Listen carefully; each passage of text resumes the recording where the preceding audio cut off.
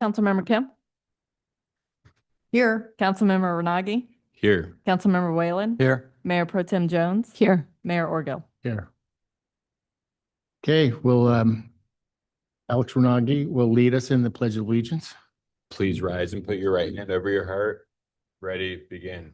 I pledge allegiance to the flag of the United States of America and to the republic for which it stands, one nation, under God, indivisible, with liberty and justice for all. Closed session announcements.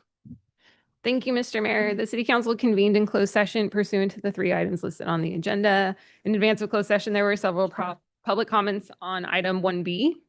The City Council considered item 1A. There is no reportable action on that item. The City Council will continue its conversation on item 1B after the regular session agenda is completed. So it'll recess back into closed session, and we'll provide a report on that after. And the real property negotiation item is being continued until the next meeting. No reportable action. Thank you. Are there any additions or deletions? Mr. Mayor, when we get to item 6, sorry. The treasurer's report, there's a substitute report in front of you for that. Thank That's you. all I have. Move on to presentations. Well, it looks like we have a hero in the audience by the name of Asher Lamb.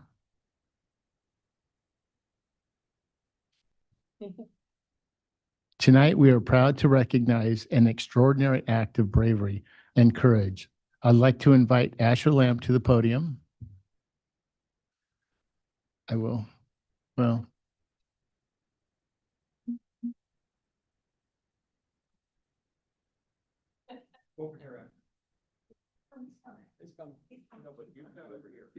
Leave him alone. You can hold this while I read. You got that? Here, stand over here.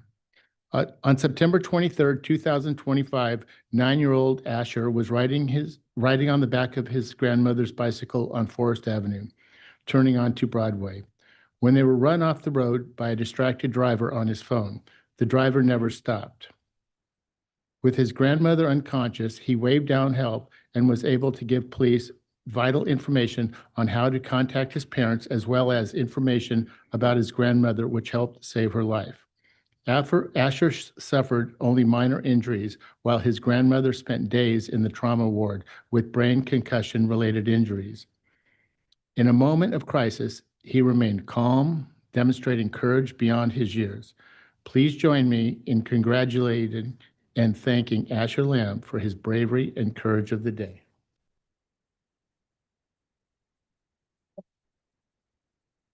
We'll just be up there. I think this deserves a photo with all of council. Can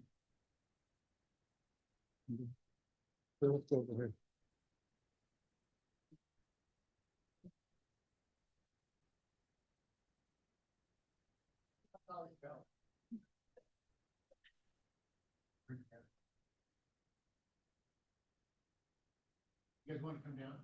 All of council?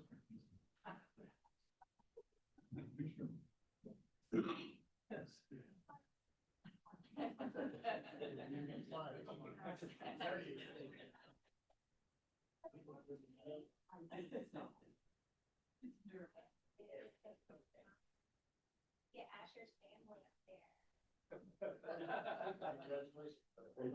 Go, Grandma.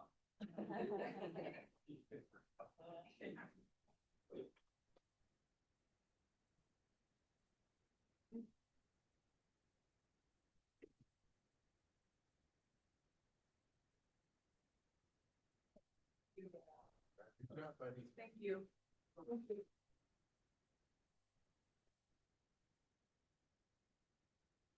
So Asher's greatest thrill was riding against the traffic in the ambulance up Laguna Canyon Road.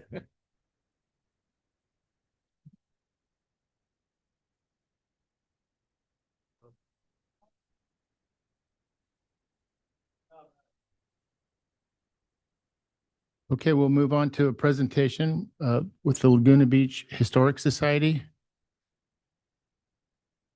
Well, that's a hard act to follow. Tonight, we're going to take a quick look at one of the two of the four original piers that existed in Laguna Beach between 1880 and the 1990s. And with a donation from James Irvine II for materials, Laguna residents built Main Beach Pier from below the Heisler Park gazebo out to Bird Rock in 1896. And here's a photo looking down on the pier from the gazebo. And then the next one is William Griffith's painting of it. And this is a photo looking from the tip of the pier back to the bluff top, in which we can see William Griffith's artist home studio right across the street from the Heisler gazebo, and even public camping on top of the bluffs, right where the old Victor Hugo and now Las Brisas restaurant is located. And then perhaps Griffith's most famous painting, titled In Laguna Canyon, just for reference as to which artist he was. The pier lasted for 20 years until it was destroyed by a combination of deterioration and bad weather. 10 years later, in 1926, Tony Durkham constructed a new 1,150-foot long pier using eucalyptus trunks as pylons. And the pier wasn't just for fishing and strolling. It's important to note that back in the early days, when Laguna and Aliso canyons had primitive roads to and from the inland, many materials needed to build both our town and neighboring towns were shipped from Anaheim Landing in the Seal Beach area to our piers, especially stuff like heavy lumber, construction materials, furniture, and even everyday household and business supplies arrived here by ship. This was the same for Huntington Beach and Newport beaches to the north, and for Dana Point and San Clemente to the south. Now, in the mid-1930s, there are several city council resolutions authorizing the closing and reopening of the pier after damage assessments and repairs.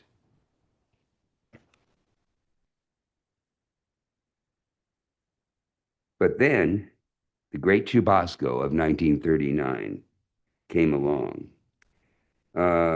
which was also known as the Lash of St. Francis. And according to one account, there was a week-long heat wave in which the temperature in Laguna temporarily peaked at, get this, 119 degrees. It's the hottest recorded temperature that ever occurred here. On the morning of Sunday, September 24th, the air was very still in Laguna, and then suddenly, in the early afternoon, the hurricane, gusting to over 75 miles an hour, hit the pier and destroyed it, never to be replaced. Now, Newport Pier was also destroyed, and Balboa Pier was severely damaged. And there was an excellent home movie taken from the East Jetty of Newport Harbor, which is in the archives of the Sherman Gardens in Corona del Mar, that shows what it was like. But so far, we've never been able to find any home movies of this episode taken in Laguna Beach. So if anyone knows of one, we would appreciate it if you would contact the Laguna Beach Historical Society website. Now, due to our tall cliffs and resistant bedrock within those cliffs, Laguna saw relatively little damage, except for the low-lying areas of Main Beach and presumably Aliso Beach. Members of the Jarvis family that founded Laguna Lumber Company in 1913 recall that there wasn't any sand left, that's pretty obvious, along our shoreline. But Balboa Peninsula and the Orange County coastline from Huntington Beach to Long Beach sustained very significant damage. Buildings were destroyed, many boats, and some lives were lost. The storm was so severe that the windows were blown out of the San Pedro Lighthouse. But all of this damage paled in comparison to what happened in Baja California, where 4 separate chubascos struck in the same year. Now, another pier that was more slowly destroyed by Mother Nature was Aliso Pier, and we'll talk about that next time. Thank you. Thank you, Eric. That was great, Eric. Yeah.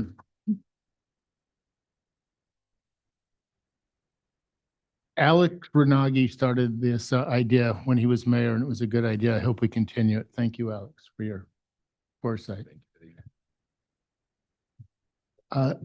Next, the city would like to present a proclamation declaring February 2026 as African American History Month. I'd like to invite Dr. Rebecca Washington Lindsay up to the podium to accept the proclamation. Thank you. Can I say something? Okay. Oh, thank you. Oh, no, it's my pleasure. Yeah. So we'll set this here for just a moment. Okay. The month of February is African American History Month, a time to honor the achievements, resilience, and lasting contributions of African American to our nation's history. It is both a celebration and a reminder to recognize progress, reflect on challenges, and recommit to equality and opportunity for all. It challenges us to continue building communities rooted in dignity, respect, and equal opportunity. Let us honor the past, celebrate the present, and commit ourselves to a more just and inclusive future. Thank you. Thank you. So we can come up for a photo. Oh, I'm sorry. Would you like to say something first? Oh, thank you so much. On the eve of the February 27th, I'm losing my voice, I've talked so much. On the eve of February 27th, we'll be having the very first in the history of Laguna Beach, African and African American art, the first. It grieved my heart, and my heart was so heavy on the first Thursday to go out and do the art walk, but I didn't see me. I didn't see pictures that looked like me. And my heart was really heavy, as was Phyllis's. And so it was incumbent upon one of us to do something. And she said, no, you, Rebecca, you do it. And I said, no, Phyllis, you do it. You've been here longer than me. You know everybody. I don't know anybody. And she said, no, I don't feel that's my calling. You better do it, girlfriend. And here I am. I'm doing the best I can. But on Friday, we're going to tear the house down. Everybody in Laguna Beach will be at the museum at 5 o'clock on the 27th. You get to see African artwork. You don't even have to have a passport. You just come, enjoy the food, the fun, the music. We have African women who are going to sing and dance. They're from West Africa. Come, be my special guest. And you'll hear the Laguna Beach Jazz will be there, and Laguna Community community choir, they are going to sing, and you see the artwork. A lot has been poured into this, but I thank you from my heart. This is our 5th year for this proclamation. It's just been a journey, and we feel blessed, don't we, Phyllis? We feel real blessed. Thank you so much from our heart. Thank you. We'll go and take a photo. Okay. That's all right. Yeah.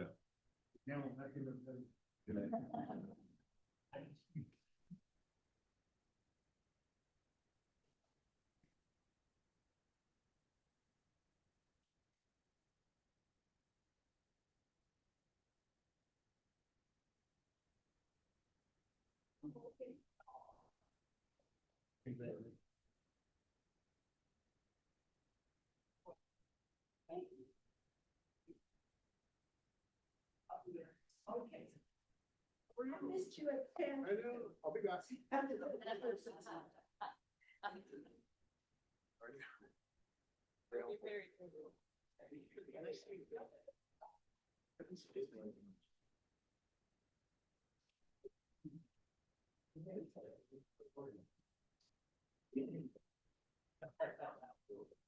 Okay, now we'll move to public comments. Do we have any speakers for public comments? Good evening, Mr. Mayor, council members, staff. I'm John Lafferty. I'd like to talk about the PMMC and the dog park.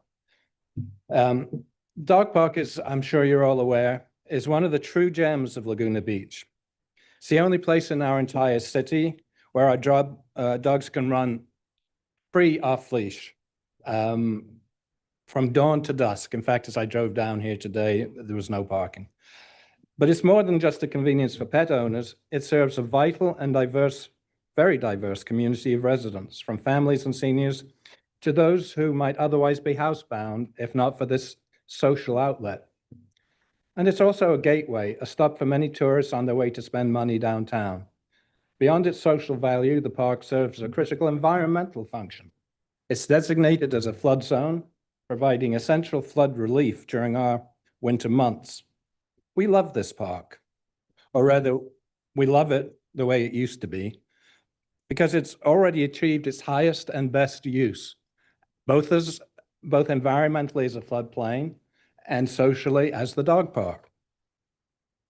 But there's a shadow over this canyon. PMMC is attempting to steal what they explicitly told us that they were only borrowing. What's more disappointing, however, is this council's opening position: capitulation. The obvious response to their request for permanent occupation should have been a resounding no more. They've had numerous extensions already. By failing to oppose this land grab, you're failing the stakeholders who put you in these seats. Look at the 12-foot fence that's at the upper end of the park. It dominates like a medium security jail. It's been there for nearly 3 years now, depriving us of 3 of our favorite spots and the shade of 3 mature trees. I visited the upper lot recently. The first time I photographed it, I was accosted. I was told it was private property and had the police called on me.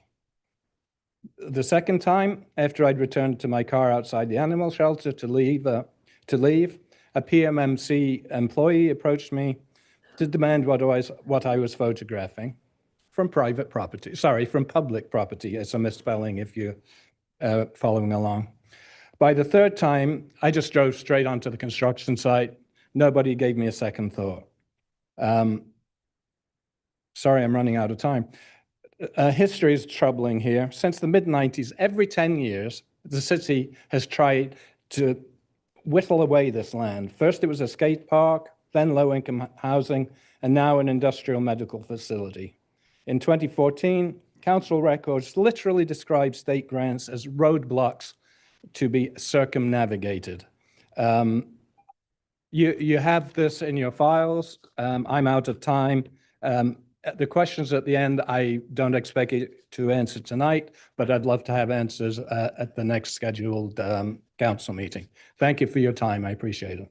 Thank you. Next speaker. Any other speakers? All right. Thank you, Mr. Mayor. Thank you, council members. Just a public service announcement that tomorrow at 6 o'clock, right in here in these chambers, we have a town hall with Supervisor Katrina Foley. It's an opportunity for local businesses to ask the questions that the county can answer, as well as private citizens to be able to have respectable conversations back and forth with Katrina Foley. So that's tomorrow at 6 o'clock, right here in these council chambers. Thank you. Thank you. Thank you for the reminder. Next speaker. Hi, Council. Laura Parisi, City Treasurer. Our city attorney suggested that I come up here and make this public announcement. As you know, I'm part-time, and you may or may not know, during COVID, I helped out at the County of Orange. I filled in as the Assistant Treasurer Tax Collector there, as well as the Director of Investments. Well, the County Treasurer has asked me to fill in again as the Assistant Treasurer Tax Collector for the County of Orange. And in that role, I'd be doing that role when I'm not working on my job here in Laguna Beach. In that role, I'll be supervising 2 divisional directors. One handles the day-to-day banking and tax collection. The other handles administrative services, which is a lot of treasury accounting, as well as doing the reporting of investments. I will not be doing any actual purchasing or selling of investments. Also, I would be working on coordinating school bond issues that report directly to the treasurer tax collector, and I'll report directly to that treasurer tax collector. I'm currently working with the legal department to make sure there's no conflicts of interest. The last time I did it, there was a little bit of overlap related to my buying and selling investments, both for the city as well as approving for the county, but that would not be happening at this time. Thank you very much. Thank you. Next speaker. Good evening. My name is Susan Skinner, and I'm here this evening to ask you to drop your appeal of the LBCEP lawsuit. Now, I was serving jury duty when the first public comments went through, but you haven't finished it off yet. The general plan is the blueprint for development in the city, and it is the controlling document for development decisions. It states that nothing can be built on a hillside slope of greater than 45%, but the city approved a home to be built on a much steeper slope than that. The LBCEP sued and won, with the judge clearly stating that the approval violated the general plan. Now the city is spending taxpayer money to appeal this decision, and if they win, it creates a binding precedent for the city to bypass the general plan in approving development on our currently protected hillsides and canyons. The developer is not even involved in this appeal. It is a decision made exclusively by the city council. And this is not just about, quote unquote, one buildable lot, as some members of the city council have emailed. In fact, this lot has never been buildable. To be buildable, a lot must meet the requirements of the general plan, and this one does not. When the neighbors were charged by the city for undergrounding, this lot was not assessed any fee because the city knew the lot could not be built on. The lot is not charged sewer fees because it is acknowledged to be unbuildable. The property has a very narrow, flat section that is currently used as a private road for the neighborhood, with the proposed building site being on a sheer cliff. It literally is straight down. Instead of using the rise over run formula established by the general plan to determine slope, the city erroneously and very intentionally used a formula in the zoning code intended to determine maximum building height to justify their approval. The court appropriately rejected this. Laguna has long had a reputation that certain builders and architects could get projects approved that others could not. So part of this issue is one of fairness. The rules should be clearly stated and should apply equally to everyone, that they were applied differently in this case. And the fact that the LBCEP won their case so definitively means to me that these rumors potentially have merit. The city should never have approved this project in the first place. You may have seen me up here speaking about term limits, and from my perspective, this case is a perfect example about why term limits are needed in this city. Please save our taxpayer money and drop the appeal. Thank you. Next speaker. Good evening. Ironically, back about trees, and I assure you I would not be speaking here tonight if last Tuesday night a major event occurred where this major eucalyptus tree crashed into the city. Wednesday morning, the city was out clearing the street. If the companion limb of this tree had collapsed, it would have fallen on our home. I have been in discussions with Matthew. I only asked for a pruning schedule to be expedited in a timely manner. And all his response was, it's a cyclical event. It is scheduled for the end of the year, and I find that very unsatisfactory. As you might be aware, when the eucalyptus tree was cut down last year and examined, The inner core had rotten, and it was assessed that that tree was a danger. I'm not looking for any trees to be cut. I'm looking for the council to examine the prevailing condition of the overhang of these eucalyptus trees. I'm also speaking for Tyler Renard, who also lives on the circle and has had discussions with Matthew. I would encourage all of you, thank you, Sue, for already inspecting the property, to please take a look and make judgment for yourself as to the hazardous condition of the overhanging limbs.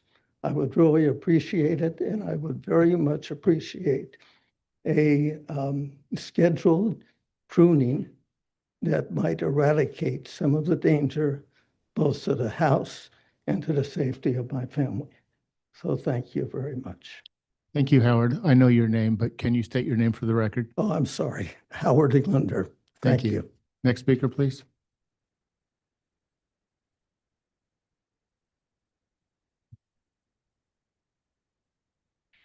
Good evening. My name is Jessica Drew de Paz, and I'm here to express my deep frustration and disappointment regarding the city's recent decision not to accept Mills Act applications this year. My family and I have lived in Laguna Beach for nearly 25 years. Our home was built in 1922 by the third mayor of Laguna Beach, and we have been preparing to make significant, much-needed renovations to preserve it properly. In good faith, we invested substantial time and money to prepare for a Mills Act application. We carefully researched the obligations and benefits of historic designation. We retained a qualified architectural historian to prepare the required report as directed by the city's website. We hired an architect to design plans that comply with the Mills Act standards and respect the historic character of our home. Last month, my husband Ed and I came to City Hall to formally notarize our historic property agreement with the city, placing our home on the registry. In Section 5 of that agreement, the city acknowledges and agrees the property owner is entitled and eligible to apply for a Mills Act contract. We accepted the significant restrictions that come with historic designation in reliance on that representation. Now we find ourselves on the historic registry, subject to those restrictions, without the ability to apply for the very financial incentive identified in our agreement. We feel penalized for acting in good faith. We followed the city's guidance, we formalized our agreement, and now the program has been paused after we have already made substantial commitments. I respectfully ask that you reconsider this decision, or at a minimum, grandfather in those of us who have already relied on the city's written commitments and invested considerable resources in preparation for this program. We are not asking for special treatment. We are asking for fairness. Thank you for your time and consideration. Thank you. Next speaker, please. Hi there, Linda Morganlander. I'd like to chime in on the controversy over the moratorium on Mills Act contracts. The process starts in March, and the expectations of this year's hopefuls is now in limbo.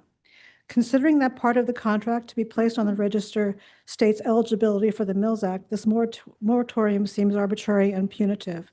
One of the most important incentives offered is the financial benefit to those who want to fix up older homes that contribute to the historic fabric of our community. This move seems a bait and switch to those who have invested time and money to put themselves on the register in the hopes of receiving the clearly stated benefits. I urge you to do whatever reviews you may feel are necessary while concurrently allowing the program to move forward. It has operated successfully for decades and has been one of the biggest carrots holding our preservation program together. I hope you will rethink this moratorium. Thank you. Thank you. Other speakers?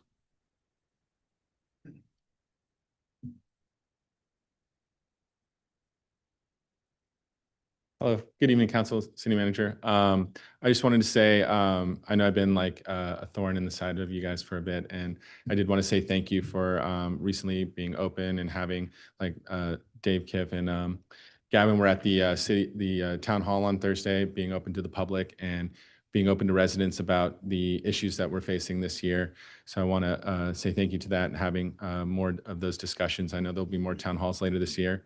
And to Mr. Mayor and Sue Kemp, you guys were at the Visit Laguna board meeting, so appreciate that and that being open. It is open to the public, and I know Visit Laguna has gotten a lot of bad press recently, but I know they're trying, and I appreciate that being open to the public and encourage people who are curious about it to go, just like to the town halls, to hear more about what's going on. And also there's the Visit Laguna event, the stewardship tomorrow, which I'm sure you'll mention when you have a moment, at the Rivian. And it was mentioned earlier as well, and because one of the things that the stewardship is mentioning is culture, environment, and heritage. Thank you. And on the environment, and another speaker mentioned Katrina Foley's having a town hall here, and it's been kind of floating on social media as some of the issues with what's been happening with OC Public Works and the spraying of pesticides in our creeks and parks, and in Laguna Beach, it's being sprayed in Aliso Creek. It's being sprayed near Annalesis, and so bringing more attention to that, and that'll give people an opportunity to hear from the supervisor, to hear on what mitigation efforts are being done. And I know that's something on the mind of the city here when it comes to fuel modification. So that's gives people an opportunity to talk about that. But overall, I wanted to say thank you for you guys being open and listening and hearing our complaints and concerns and keeping your door open. So thank you. Thank you. Next speaker. Good evening, City Council. Greg Viviani here. Ladies and gentlemen, friends and fellow residents of our beautiful Laguna Beach community. Today, I want to speak from the heart about something that directly affects the ocean we all love and depend on. The proposal to extend our existing marine protected area southward, potentially turning nearly the entire coastline within city limits into a strict no-take zone. While the intention behind the marine protection is noble, safeguarding our kelp forests, reefs, and marine life, expanding the MPA right now is not the right step. In fact, it could do more harm than good by distracting from the real threats facing our current protected waters. Our existing Laguna Beach MPA, already covering significant areas like the State Marine Reserve and the no-take conservation area, has been in place for years, helping rebuild fish populations and protect biodiversity. But the biggest dangers aren't from responsible local fishermen, fishing, or sustainable use. They're from the unchecked destructive tourism and irresponsible behavior that's exploding in our waters. Every day we see divers, snorkelers, and influencers chasing clicks and views by getting far too close to our harbor seals, sea lions, and other wildlife. Videos flood social media showing people harassing seals, swimming right up to them, touching them, crowding pups, or provoking interactions for that perfect shot, for that viral content. This isn't harmless fun. It's harassment that stresses animals, separates mothers from pups, and can lead to the abandonment or injury. We've seen similar tragedies elsewhere along the coast, like in La Jolla, where human interference has caused pups to die. In our MPA, these vital stunts draw even more crowds, more boats, more divers, more pressure, more sensitive to our sensitive habitats, and extending these boundaries won't stop this. It might even make it worse by attracting more eco-tourists eager to see protected wildlife up close, turning our sanctuary into a selfie hotspot. Instead of expanding regulations that limit locals' traditional low-impact activities like fishing or commercial fishing, which many families rely on for recreation, culture, livelihood, and also our local restaurants get a lot of food from. We need stronger enforcement, education right where we are. Focus on resources on patrolling the existing MPA, crack down on harassment, ticket violators under the Marine Mammal Protection Act laws, limit disruptive videos, and promote responsible ocean use, which hopefully the stewardship initiative is going to push us in the right direction. Our ocean is resilient, but it's under siege from over-tourism, social media sensationalism, not from the balanced use of our community. Thank you for listening. Let's protect Laguna Beach the smart way by strengthening stewardship in our current MPA and not expanding it prematurely. Thank you. Thank you. Other speakers? None. I will close public comments and move on to council and city manager comments. Mr. Mayor and Council, a couple of comments about some of the public comments, which I always appreciate. To Mr.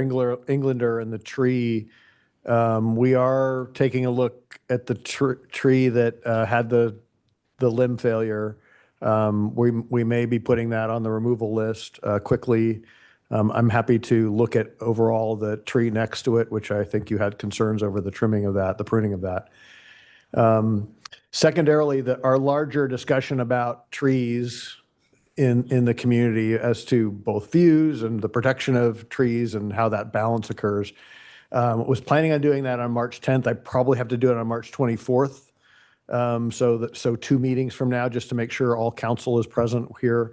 So respectfully, that's the date. We'll talk about that with Public Works, but in the meantime, Mr. Englander will address the one tree at least through the process of removal. The Mills Act discussion, which I appreciate as well. I want to make sure that council is aware this is something we did at a staff level, and you're welcome to talk about it. I put it on item 11 and kind of express whether or not you'd like us to restart the pause, because we had heard certainly some of the concerns that you've expressed about, are we applying the Mills Act in the correct way? Are we appropriately authorizing necessary historic improvements versus other improvements that are not historic? So we wanted to try to study that before we enrolled new properties. If you have opinions on that either way, you do have an opportunity to talk about that tonight at an item, again, the strategic planning day item, which I think is item 11.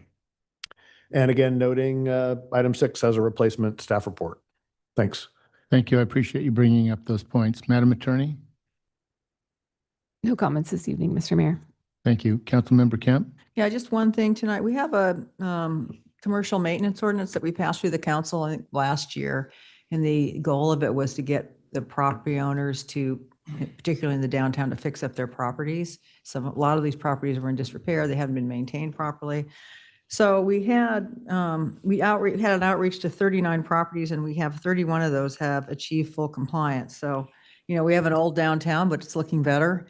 And I'm impressed with the work that Jeremy and Louis Lacasella have done on this to kind of bird dog. And I think code enforcement was a little helpful too, kind of pushing things along.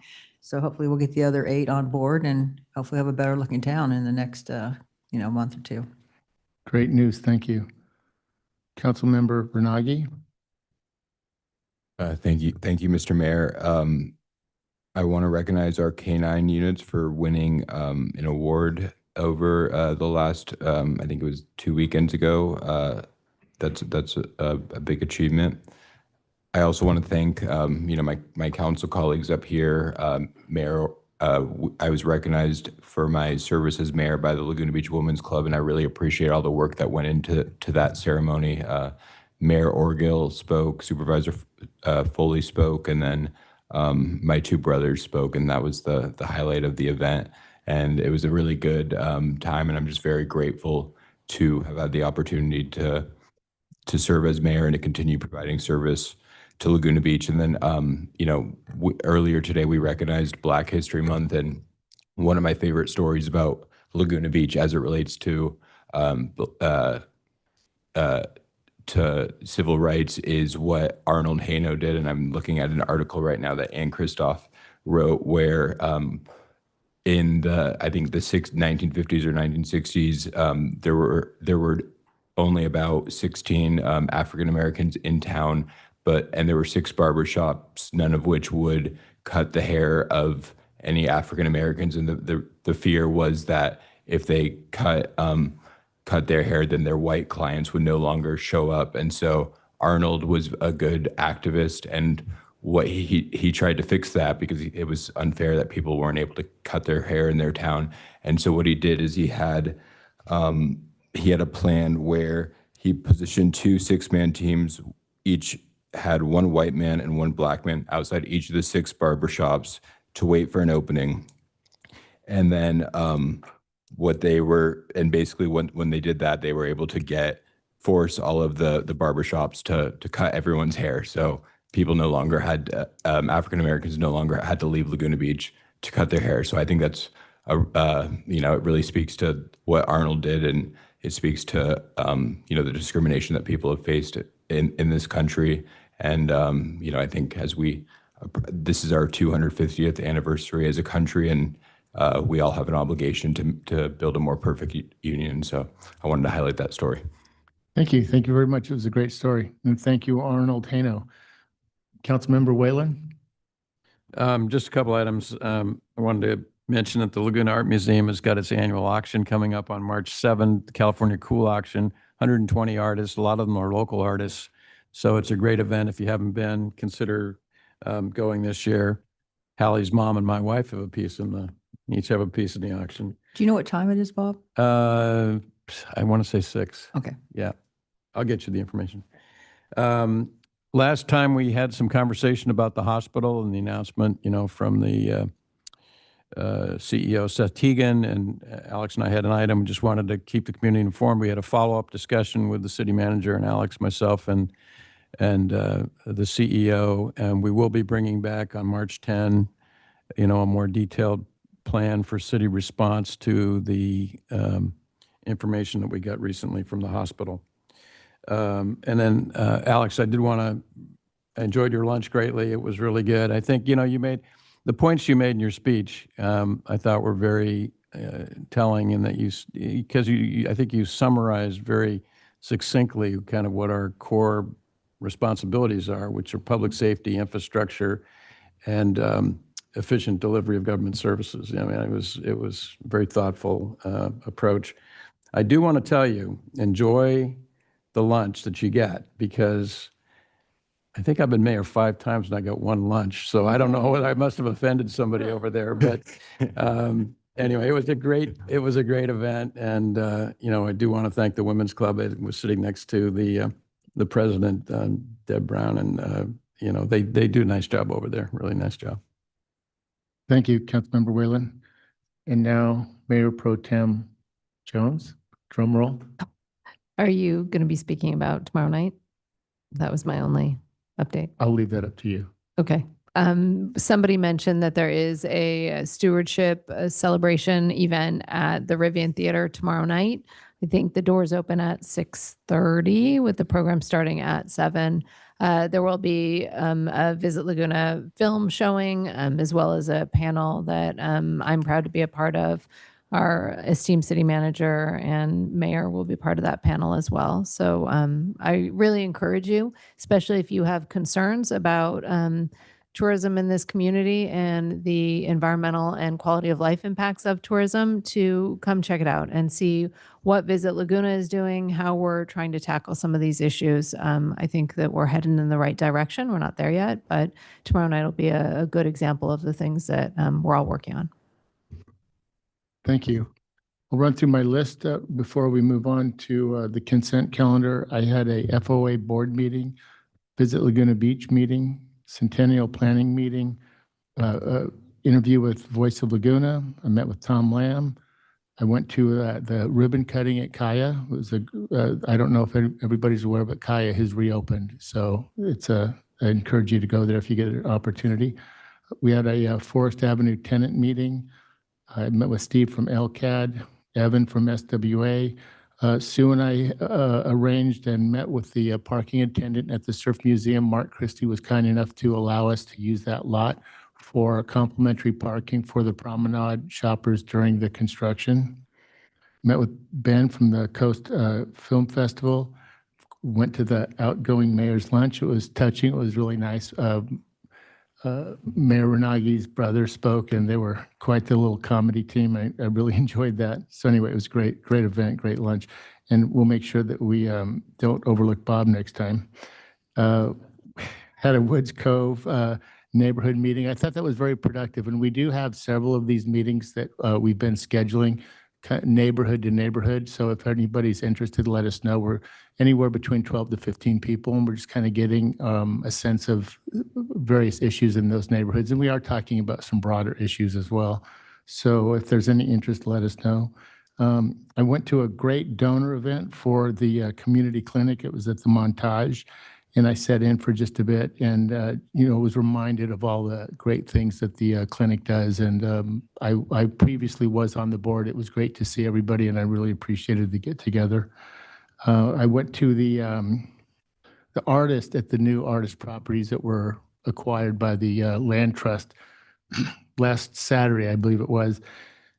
And it was really something. It was touching, most of the artists I believe were there, and, they just expressed their gratitude, and it was really encouraging. And, there were, some tears that were being shed by both the board members, the new land trust board members, and there were some great comments made, and the artists they're just really so appreciative of this effort. And I really appreciate those board members for stepping up. And I also met with Greg Viviani. Thank you. That concludes my list. So we will move on to the consent calendar. Do I have any items to be pulled? I don't know if I need to pull it, but I don't know if the city manager could just, we got a revised number 6. Can you just summarize? Yeah, I was working, Councilmember Whalen, with the city treasurer, Laura Parisi, on to make sure we caught a glitch in the spreadsheet. So that is reflective of this one that's an attachment, to make sure that the numbers are true this time, or more true this time. So Laura was very helpful in doing that quickly. Okay, Any thank other you. items for discussion? None? Okay. Do I have a motion to approve the consent? I'll move the approval of consent calendar. So move, or I'll second. All in favor? Aye. Aye. Passes unanimously. Okay, wow, that was quick. Okay, we'll move on to the regular business, starting with number 10, update on historic property evaluations project and request for. Sorry, was 9 pulled? Oh, was it? No? Okay. Nothing was pulled. Oh, Did somebody want 9 pulled? Oh, Nick did. Okay. Oh, I apologize. I didn't hear you. So what do we do? Oh, do we undo it? Motion for reconsideration of item 9. Right. Need a motion for that? Megan's better at this than I am. So we want to re-pull item 9, which we just passed. We do a motion for reconsideration. I made that. Sorry. And then we would we would hear the item after the motion for Okay, so he reconsideration. made the motion. Do we have a second? second. All in favor? Aye. Aye. Passes unanimously. Okay, so let's move on to consent calendar item number 9, So- award of construction. So we didn't have a presentation planned on this one. We're happy to do one if you'd like, but I think Mr. Aronoff wanted to comment on it, and I'll defer to the council if they wanted a presentation. This is about the Emergency Operations Center at the CRC. So would you like to do a staff report of some type? Excuse me. We don't have a report, but do we have staff comments or some kind of? Sure, maybe Tom could come up and just talk about what the process is from here, and if you have any budget questions. Again, we did talk about this extensively last meeting. Thank you. So yeah, just to walk briefly through, following up on the previous council action, we revisited the bids that were received for the construction of the EOC down at the CRC. And we reached out to the low bidder, Triangle Decon Services, and they were open to holding their original bid price that we received in, I believe that was October of 2025, for a total of $989,000 for their base fee. So the recommendation tonight is to award that construction contract to Triangle. And then we also, with that, requested some transfers of funds to bring all of the construction funding and project funding into a single account for construction, which brought us to a total construction cost of $1,137,000. Thank With you. that, I can answer any. Are there any questions of council? Tom, can you just quickly address timing? Yes. So following a award tonight, if that is the decision, we would send out a notice of award to the to Triangle Decon Services, and we would anticipate that construction of the project would begin within about 1 to 2 months with a 3-month construction timeline. Thank you very much. I'm going to pause the meeting for a couple of minutes.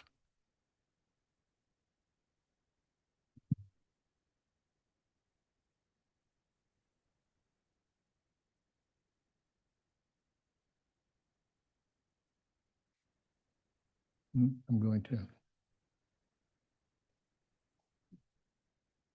I know, but the.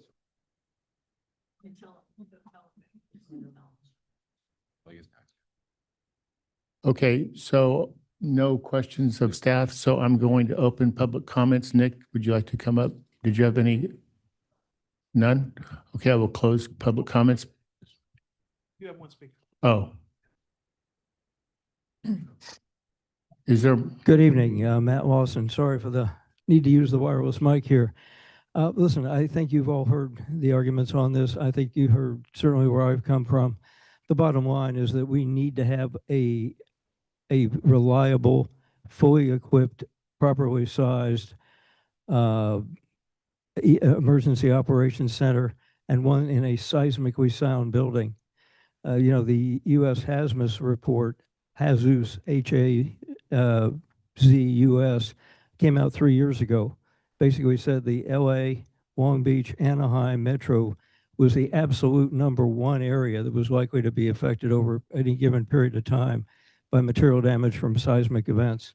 And under those circumstances, we're part of that. We've got to have this thing. We've been asking for it for years. This has been something that was promised to the committee, was promised to the fire department 3 years ago. Obviously, it costs more now than it did then, which is unfortunate, but we need to have it.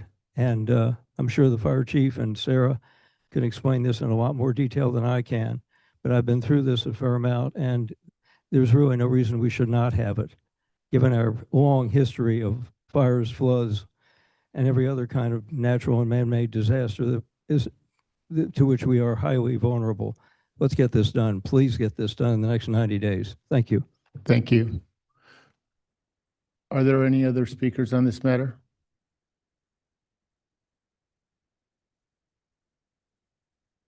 Good evening, Shelley Beneke. I agree with Matt. So what a trooper for getting here.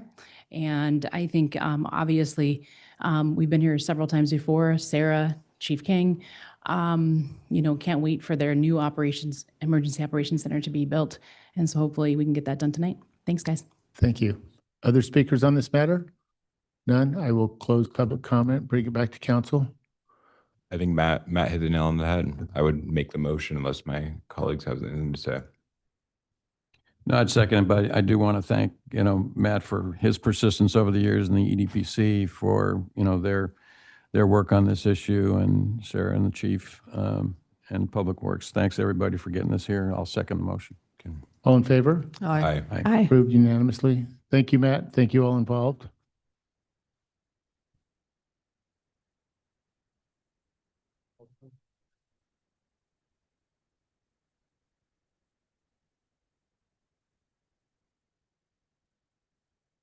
This next item for the public is item 10, which is an update on an effort by our historic properties consultant to report back on kind of the status of different properties on the city's local historic register.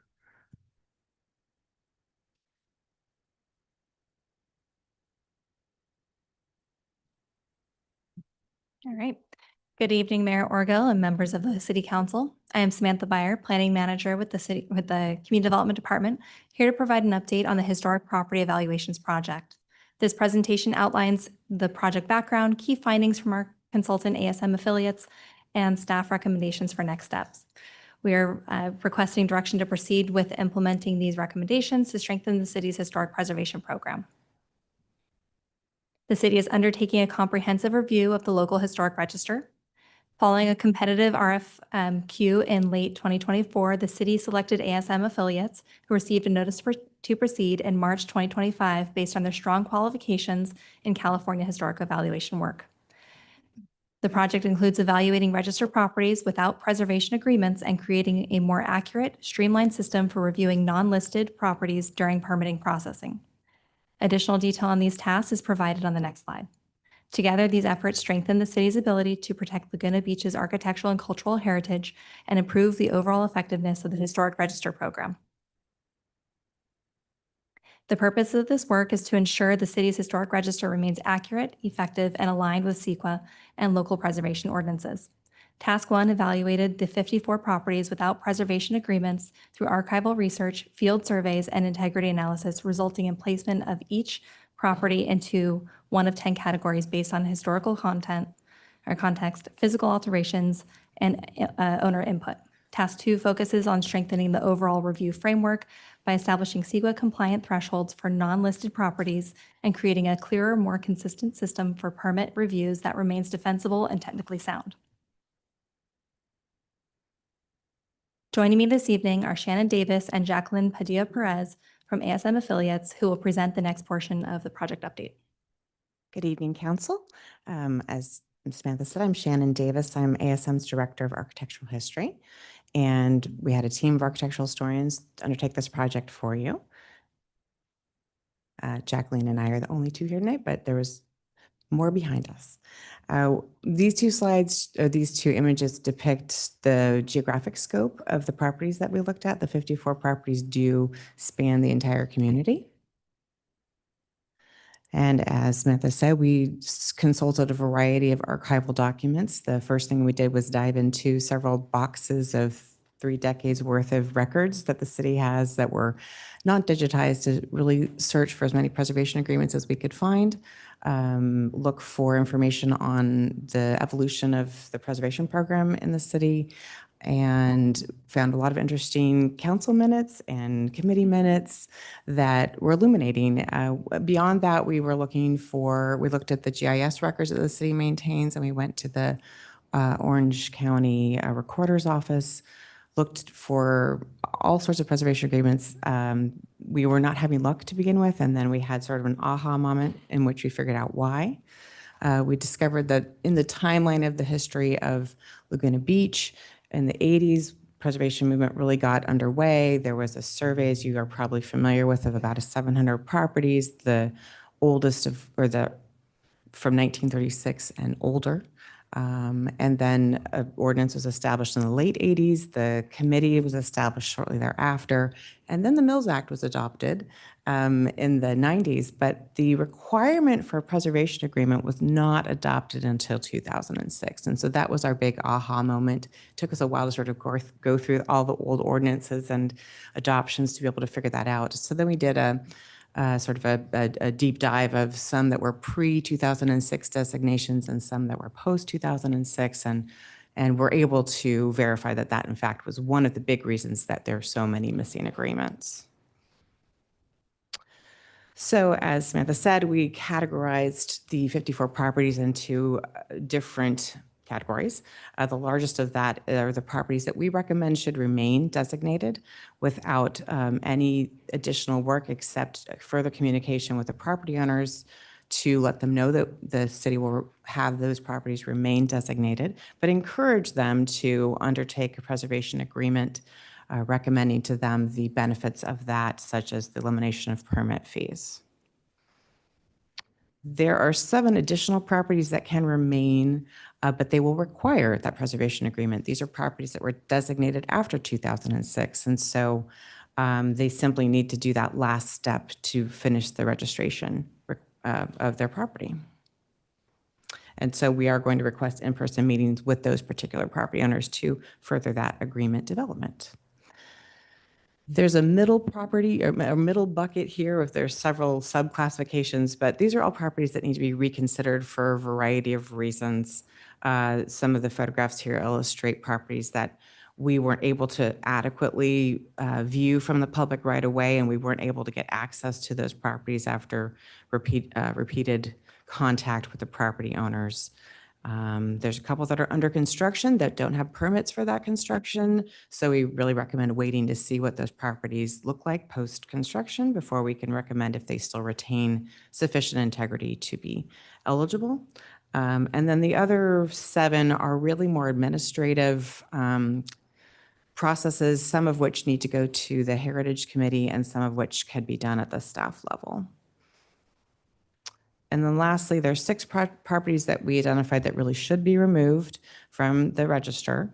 Those are properties that either have been demolished or in a couple cases, the committee and the council in the past actually went through the process of reviewing alterations to those properties, determined they were not appropriate alterations, and it simply didn't get recorded. So this is a summary of those remain, reconsider, remove, with that subset of the 7 that can remain but do need an agreement. We have drafted letters for the city for all the different properties so that we can follow with the property owners one way or the other to let them know what the results of the first fact-finding phase of this project are, and invite them in to meet with the city and us for a couple of those properties. All right, thank you. So this outlines staff's recommendation for completing task 1 of the Historic Property Evaluations Project. Staff requests that the council receive and file the ASM affiliates report included as attachment 1. With council direction, staff would begin outreach to the 32 properties recommended to remain on the historic register, including letters outlining incentives for the 25 pre-2006 properties and a requirement to record preservation agreements for the 7 post-2006 properties. ASM also located 1 previously missing agreement, bringing the total list to 32. So that's what we're working with right now. Staff would initiate administrative steps for the 6 properties recommended for removal, finalizing cleanup for 2 already processed, and beginning the formal delisting process for the remaining 4 due to demolition or loss of integrity. For the 15 properties recommended for reconsideration, staff would begin follow-up evaluations where access was previously limited or construction was ongoing. The council may choose to fund these additional reviews, estimated at approximately $9,000, or defer the cost to property owners. With direction this evening, staff would begin property owner outreach and initiate the administrative steps associated with delisting and reconsiderations, including review by the Heritage Committee as applicable. Staff would also proceed with task 2, which remains on schedule for completion in spring 2026, at which time a draft framework for the updated permit evaluation system will return to council. Staff recommends that the City Council find these actions are not a project under CEQA, or alternatively, that they qualify for a common sense exemption under CEQA Guidelines Section 15061B3. I'm happy to answer any questions that you may have. Thank you. Any questions from council? Thank you for excellent report, I think, and very detailed report behind the staff report. Of the 54, well, maybe it's more. Well, yeah, I'll ask it of the 54. Was there any analysis done of how many of those have Mills Act contracts? Yes, I believe we did record that, and I think in the table in the report, we did indicate which of those have Mills Act contracts. Okay, so what happens to those contracts? And this may be a question, I don't know, for the city attorney or staff, but you know, if a property's been removed or it's going to be removed or you might determine it's lost its integrity, what happens to those contracts? I mean, the Mills Act contracts. Shouldn't they, at that point, lose the tax benefit go away? Councilmember, I think the short answer is yes. They have a management plan as part of the Mills Act. They're supposed to be keeping up the historicity of the property. That seems to have gone away for the reasons that are recommending their removal. Effectively, if the historic element isn't there, then it's hard to imagine that the consideration is being achieved for the contract. So we'll look at each of them as we go through that process to ensure that, but that generally seems to be the way to handle it. Okay, and then I don't know the specifics of it, but at some point we'd have to notify the assessor, right, that, those are no longer Mills Act. And I don't know if they, kind of like a Prop 13 restoration, right, of value after you get a a reduction. I don't know if they'd have current, it'd be interesting to find out whether they have current information on how they would assess the properties, following the termination of a Mills Act, but. We just did a quick review, and we think there's only one property that would apply to. And it would be one of the ones that we asked to reconsider. To be removed or to be reconsidered? No, but to be reconsidered at the moment. Do you have any knowledge with some of your other clients as to when something is no longer has a Mills Act contract, how the assessor treats that in terms of property tax? It's okay if you say no, because it kind I of just can't think figured of you might what have I had haven't experience. had that specific Okay. All right, thanks. example. Alex? Can you pull up the, it was a really great staff report and study. Can you pull up that slide that had the slide at the end with the breakdown of different recommendations?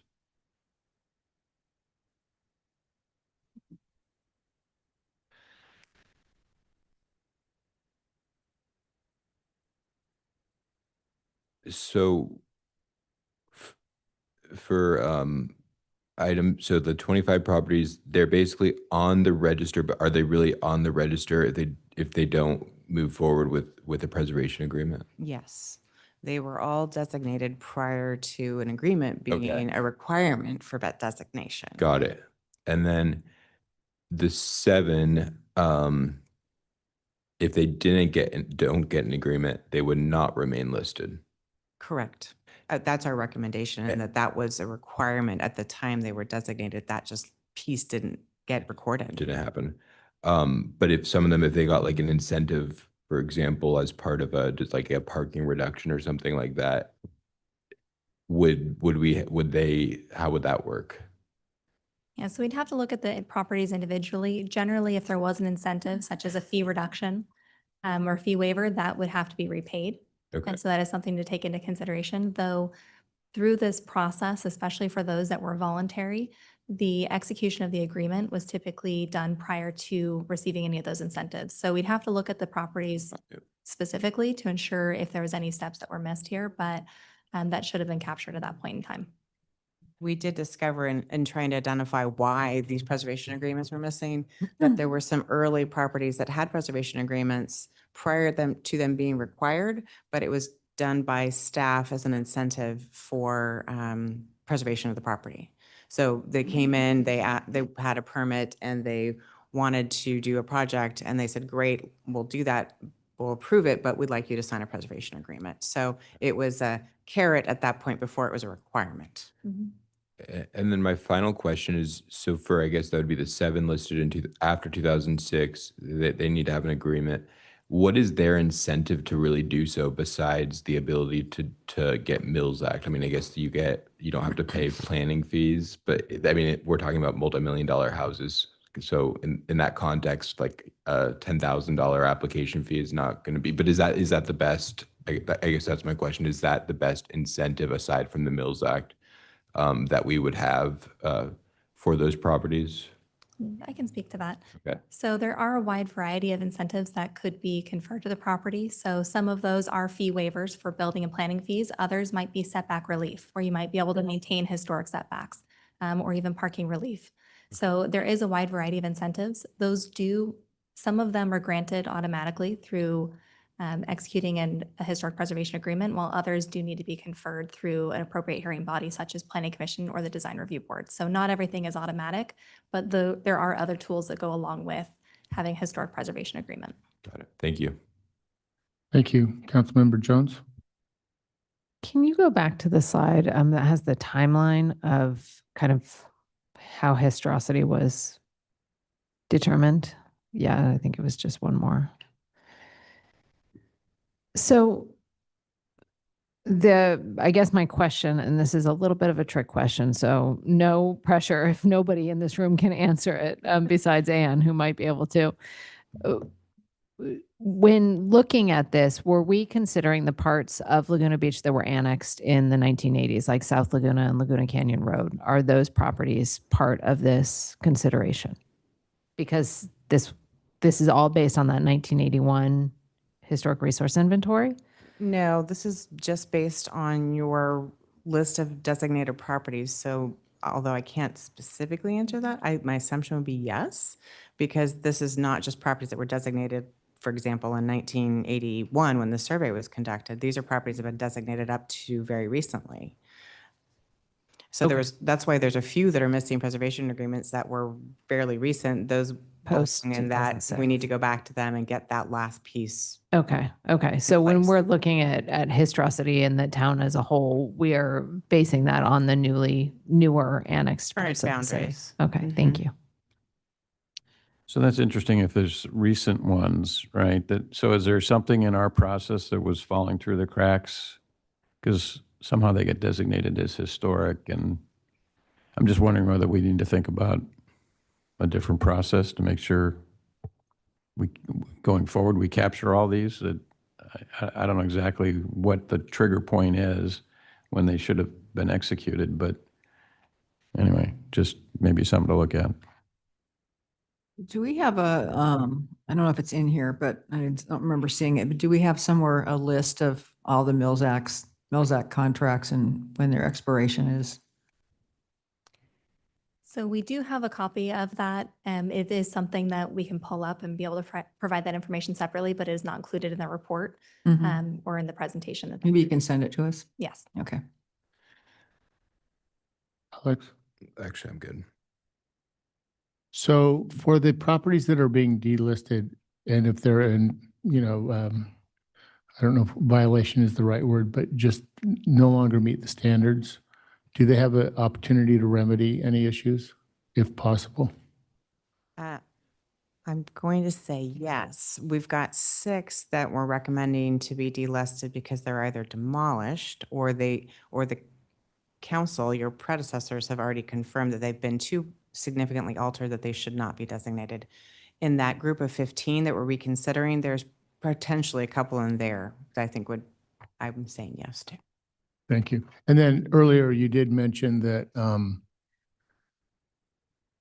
some of this would be turned back over to the Heritage Committee for evaluation or conversation. Yes, that is correct. So not only do we have the ability to go ahead and consult with them when it comes to task 2, as far as looking at and evaluating our permitting process as it relates to historic register properties or those that are, in this case, unlisted. But in here, if any project or if any property were to be delisted but not already covered in those 2 that are administrative gaps, those would go to Heritage Committee for consideration, for recommendation with City Council for the delisting process. Great. So it would require that full listing process. Thank you. So I would like to let you know that Catherine Yurka, who is a member of our Heritage Committee, gave this report glowing reviews. So she's a pretty tough customer. So congratulations. Could I ask just one more question, Mayor? So I mean, this is phase 1 or task 1, right? Which you guys have done a great job with. It seems very comprehensive. Can you describe a little more? I mean, task 2 involves the development, which I think is the more significant one for our community going forward, really, in a sense, which is developing CEQA thresholds for permit applications. Can you just, not with excruciating detail, but just describe for us, give us a little bit of a flavor of what that task is going to involve and what is going to come back to us for consideration? Sure. We are right now looking at what your current process is, thinking about other communities that we work in and the successes and failures of those communities and their own CEQA process. We're going to begin starting conversations with more community members. And task 1, we just had some very preliminary conversations so that we could sort of get a sense of why they were missing preservation agreements. But these next level of conversations are going to be more in depth in terms of getting community input from all sources. And then having further conversations with planning staff and figuring out some recommendations that seem to fit Laguna Beach's needs. So in other words, when somebody comes in with an application, will we have pre-identified properties, or will we have sort of established a list of criteria that are to be evaluated and looked at? You do have a list of properties in terms of what's been surveyed and then what's designated. So I would put those in 2 different categories. But another thing that we're going to provide to you is what we call a sensitivity map. So it'll be a multicolored rainbow map of all the parcels in Laguna Beach that are color coded by decade. That's a fairly good preliminary indicator of just basing that assessment on age alone, so that if a property owner came in to pull a permit and planning staff can quickly look at that GIS data in their computers to say, oh, this is a red property. This is one of our oldest properties in the community. We definitely want to at least make sure we're going through the process that's been outlined and adopted to ensure that that's being appropriately considered in compliance with CEQA. Thank you. So would this criteria be what's needed, Madam Attorney, in order to lift the moratorium on the Mills Act? Pausing the Mills Act application, does it have anything to do with that? Well, Mayor, I think that's ultimately a policy question for you guys in terms of when you want to lift that. I think this information is helpful to the extent that there's overlap between the properties that they were looking at and your Mills Act list, you know, that if we had discrepancies about, I think it sounds like there's only one maybe, but a little bit helpful. But otherwise, the Mills Act, that's really the incentive piece of this question. Well, yes, but part of the conversation around that were we giving Mills Act relief for properties that really didn't meet the? Yeah, I think to that question, there's two kind of points to that. It's, should we have been giving those Mills Act contracts? And then I think the bigger question, and I think we'll talk about this probably more on item 11, but is once you grant that, who's going to monitor it? And how are you going to make sure it's doing what you're getting your money for? I think that's the bigger question related to the Mills Act conversation. Okay, thank you. Any other questions? Okay, we'll open up public testimony. Are there any speakers on this?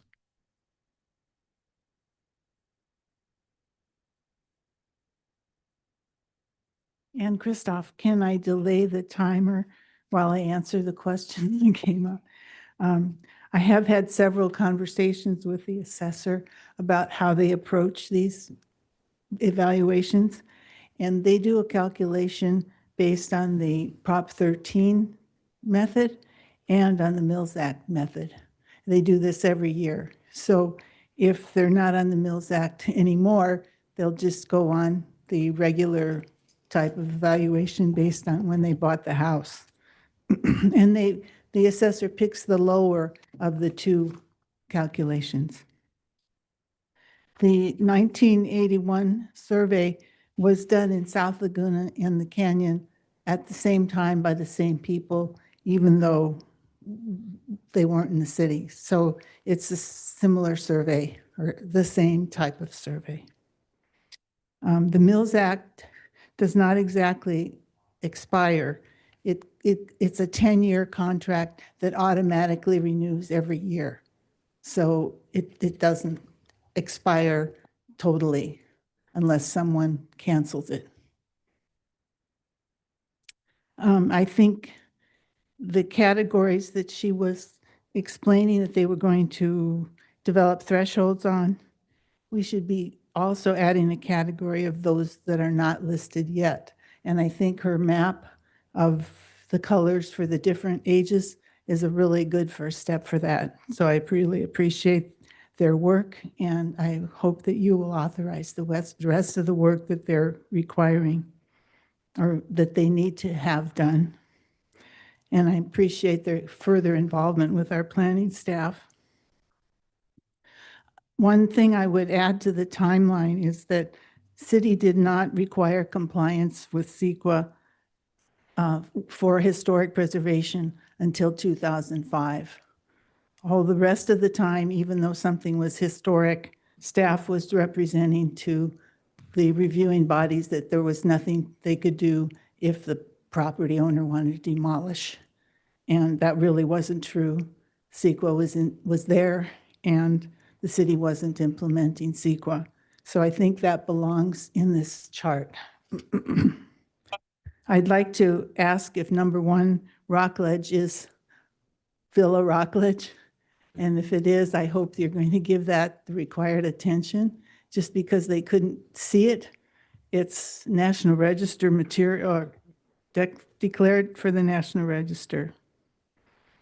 And then I would also like to say that the administrative review is a really important step in this process. And right now, administrative review is not working well at all. Can I have a little more time? 1 minute. Thank you. So I've been to administrative review the last 2 sessions. The first one, of course, was, the second, most recent one was postponed, but the one before that, it was terrible. The hearing officer had an opinion about something about this project that he felt very strongly about, and yet he didn't make it a condition of approval. I made several points. The applicant agreed to do the things that I was requesting, and the hearing officer didn't make him do any of those. And it was just one guy's opinion rules, and if you don't agree with that, you have to pay $2,500 to come to you to ask for these things. This is not working. This is not good. The way it was before, staff, when there was a controversy, staff sent it on to DR. And now it's just that one person, and if they don't do it right, you got to pay $2,500. So I hope you change it. Thank you. Other speakers on this item?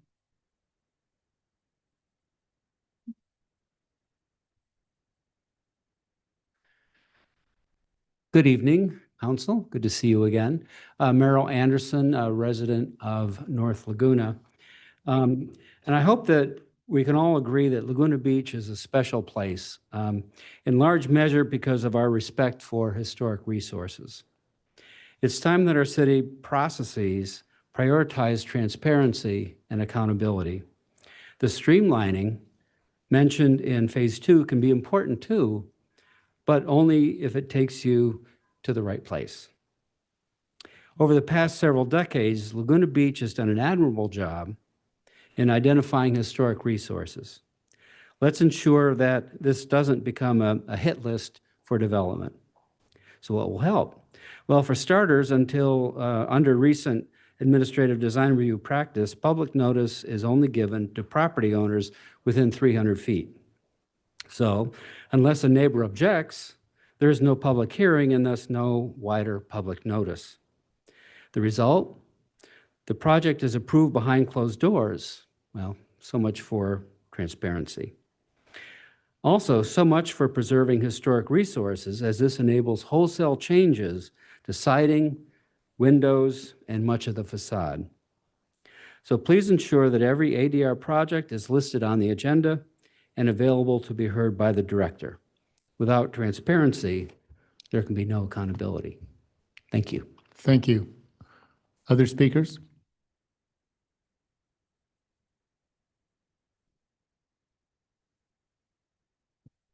Ann Kane, and I'm reading for Kathy Yerka, who was unable to be here tonight. Good evening, Mayor and City Council. I congratulate the consultant on a thorough and very well-written report. Its history of Laguna's past preservation efforts is welcome and should help clear up confusion. I am grateful for the acknowledgement that owners who listed properties on the register before the 2006 ordinance revision were not required to file a preservation agreement with the city, and so there is no issue with their listings. The consultant's proposal for outreach to owners who were required to sign an agreement but did not is very sensible. I would urge you to finish the job and fund the additional work to reevaluate the 15 remaining properties. We should find out how many additional properties have lost their integrity and thus historical significance, in addition to the 6 identified in the report. The city needs to learn from its mistakes. How were historic properties voluntarily listed on the register allowed to be so altered that they cease to be historic, and in some cases even demolished? The second phase of the project is hugely important. This regards developing a more efficient system to evaluate properties that may be historic when development applications come in. There should be public outreach to the community for this component of the work. It could be the focus of a Heritage Committee meeting. While it's nice that the consultant spoke with 3 residents about Phase 1, in Phase 2, they should hear from the public about what works and what is going wrong. As an example of what's wrong, recent changes to the administrative design review process, which were never formally adopted by council or codified, now allow projects that destroy virtually all character-defining features of historically significant properties to be approved without public notice or a hearing, so long as neighbors who do get a notice don't object. That is bad preservation planning and counter to CEQA. I hope the consultant can help the city do a better job of protecting historic resources and not just ferreting out the historic resources that no longer qualify. Thank you. Thank you. Any other speakers on this?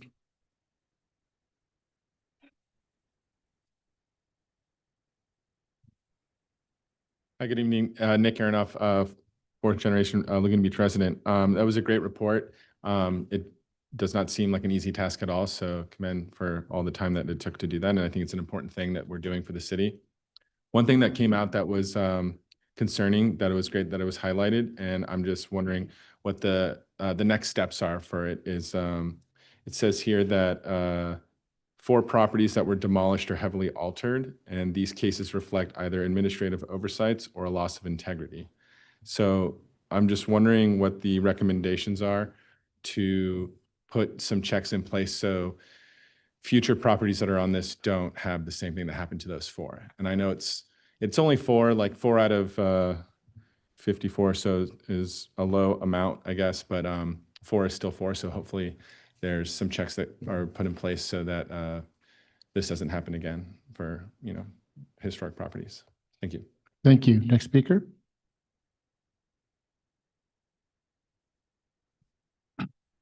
Good evening, Council.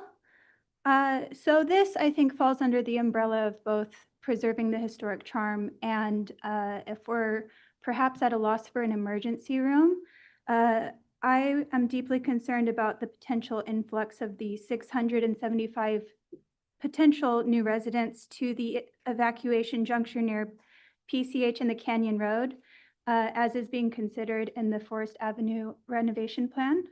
Navigating downtown on a regular. We need to stay focused on the agenda item. Is this going to be on the agenda? The downtown Phase 2?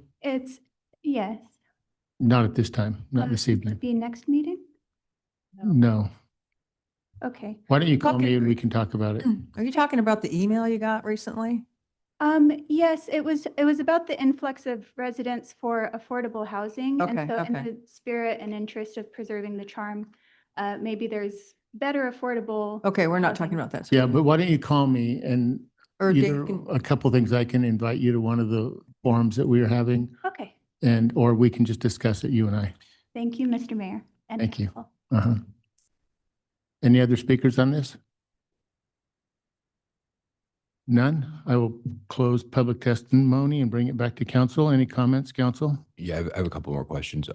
There was a question about whether the council wanted to spend $8,000 on something. Was that per property or was that an $8,000 task in the PowerPoint?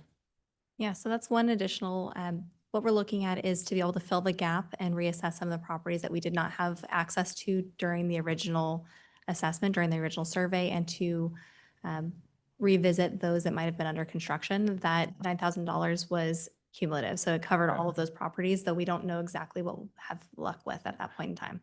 Got it. And then all of these went, so when if you're on the register, it's recorded on your property. Is that correct? Yes. So like we don't do the RPRs anymore, for example, but there's going to be clear evidence that you're going to be able to get that via your title report. Through the title report, yes. Okay. And then I think one of the things that's, I mean, and I'm really interested to hear your opinion when you're working with other cities about what are the right incentives that can really drive people to be on the register. Like, for example, maybe you could go to the front of the line in the, the planning review process. Maybe there's other ideas like that. One of the things that I think is interesting is, because I think a lot about economics really drive a lot of things, and incentives really have to be a true incentive for it to change people's behavior. And so what's interesting about the situation where after 10 years, we're still paying for the Mills Act is that if you're on the register, you can't change your property, right? So at that point, what incentive is that property getting when there could be a higher and better use for, additional properties, for example?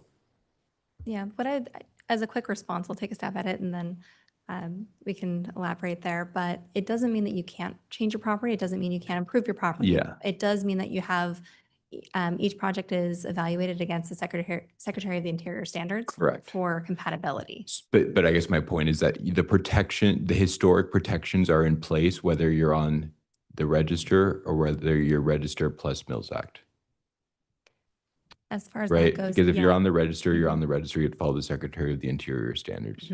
As it would with if you had any project or any property that is historically significant, even if you're not on the register, it is. Eligible for the state or national register for purposes of CEQA. And then the question is, how do you determine, there's that one category under CEQA that we've always had disagreements about on this dais about how you define what that means in terms of it's ambiguous. The final question is, how do we, I think one of the biggest challenges that we have with respect to historic in our community is that you have situations like the Kirbys, who you don't know who they are, but what they did is they were doing the right thing. They were on the register. They did a renovation that the courts found was consistent with the Secretary of Interior standards, but they had to go, this was public in a newspaper article, they had to go to therapy because of the abuses of the process. And so I think that if we really want to make historic preservation work where we're actually incentivizing people to be a part of this process, we have to figure out how to deal with and I guess CEQA is just a law that's sort of designed to allow for lawsuits like that can create a lot of issues. So I don't know that we have a solution to that at the local level, but I think that's one of the things that as you're undertaking this work is that we're understanding how this process can sort of be abused in a way that actually, in my view, doesn't achieve our historic goals, but just makes people not want to be a part of the register. But anyway, it's a really well done and detailed report. So thank you for your time, and I look forward to the next steps. I'll just add one thing to that. You were asking the difference between designation and then designation plus Mills Act.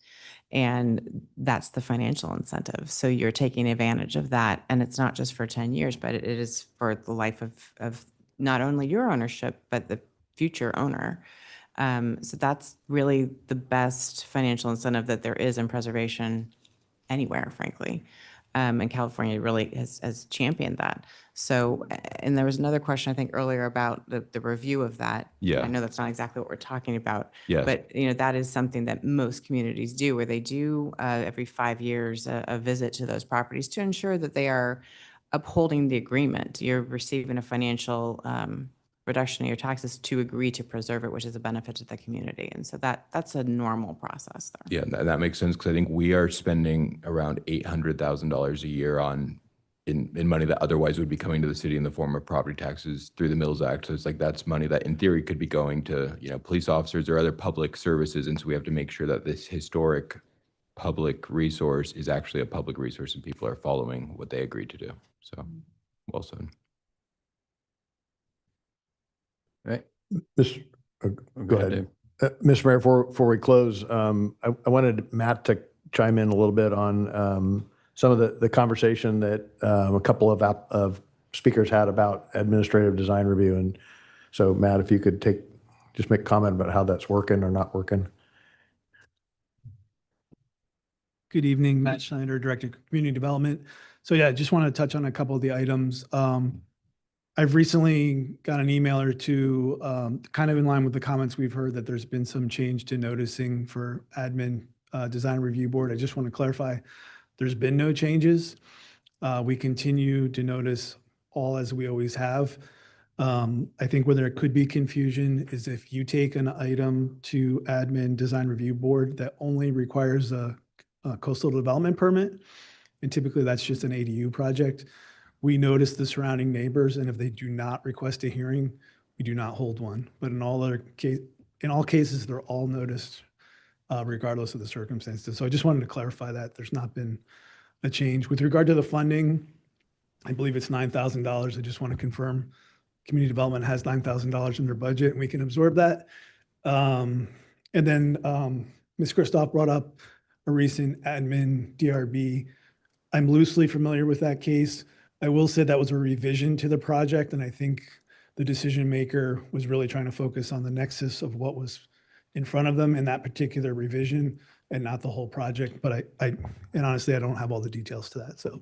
And I can add on to Matt's comments about that specific project. I had a conversation with Ann about that as well, and I was going to talk with Jeremy and our economic development team to see if the kinds of improvements you wanted to see to that building could be done outside of a design review, just be done as landscape enhancements. So stay tuned on that, please. Thank you. Just a couple of comments if I Go ahead. could. So I'm supportive of us doing the additional $9,000 to complete the work. I do, I guess it was Kathy's comment that was read by Ann, but I do support in the task 2 phase. I think we should reach out to our Heritage Committee and get input from them. We've got them there for a good reason, and they have strong backgrounds in this area. So I would like to see that happen. And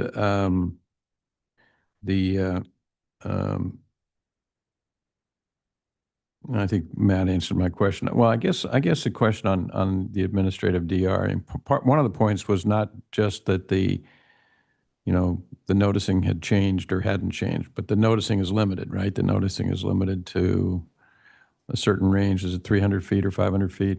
One or the other. I can never remember. But the point is, there may be others in the community who are interested in these, properties that are of a historic nature. And I don't know, for other things, we have like lists where you can weigh in to get noticed. Interested parties list? Yeah. Yeah.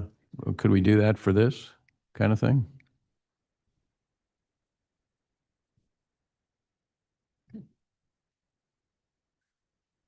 I jinxed myself walking back to my seat, sorry.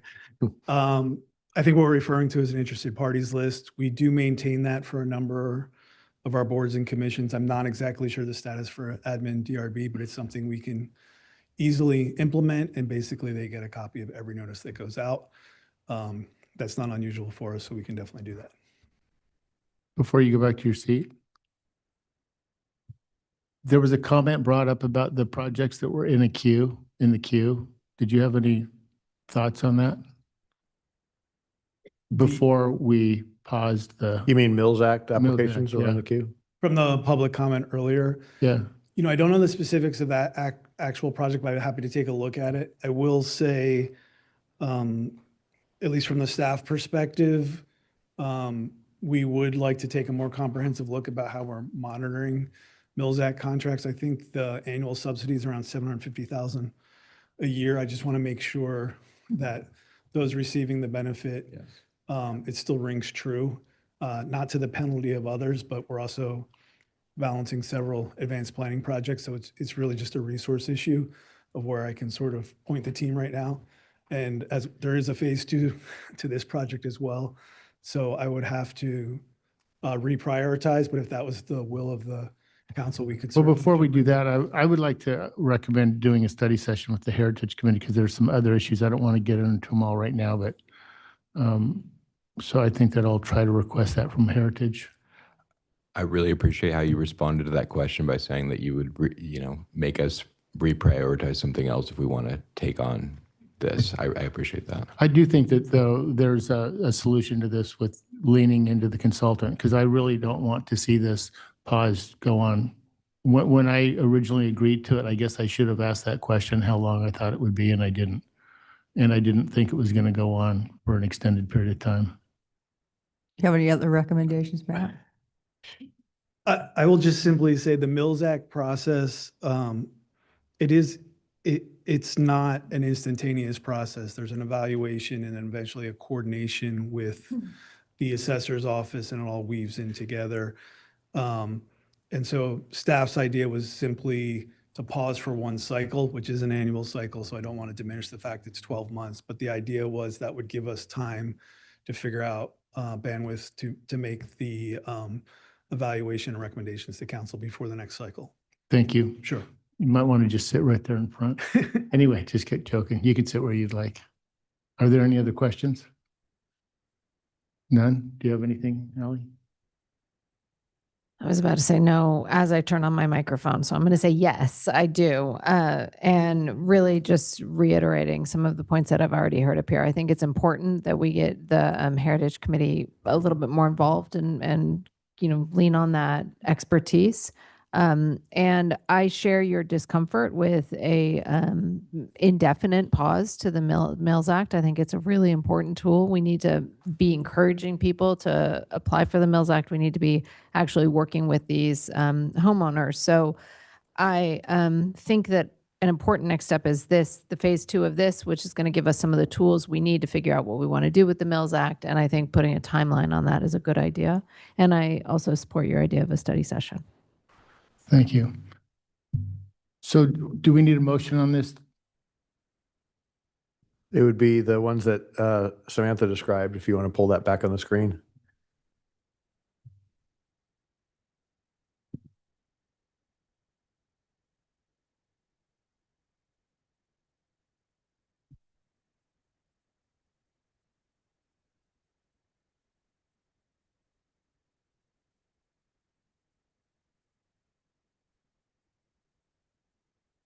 So that would be staff's recommendation right there.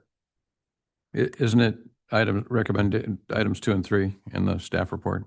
I think these are not quite, they don't quite line up, but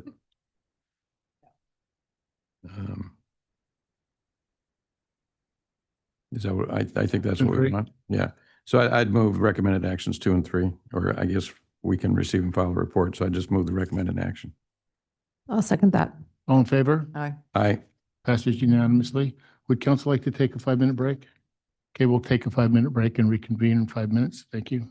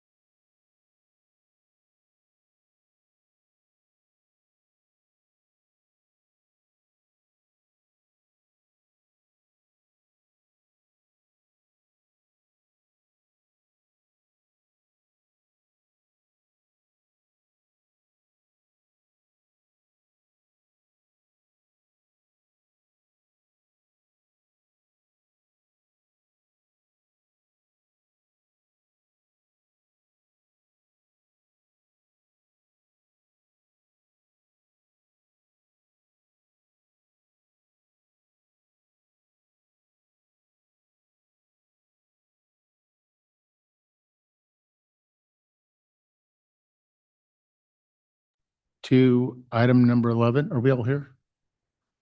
Yep, we're all here. Item 11. So, Mr. Mayor and council members and to the public, this is a confirmation of the 2026 City Council strategic priorities.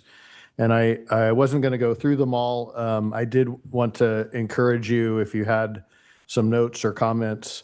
What we did was kind of reaffirm then the 4 main priorities that you talked about, and then a couple of other items that are follow-ups.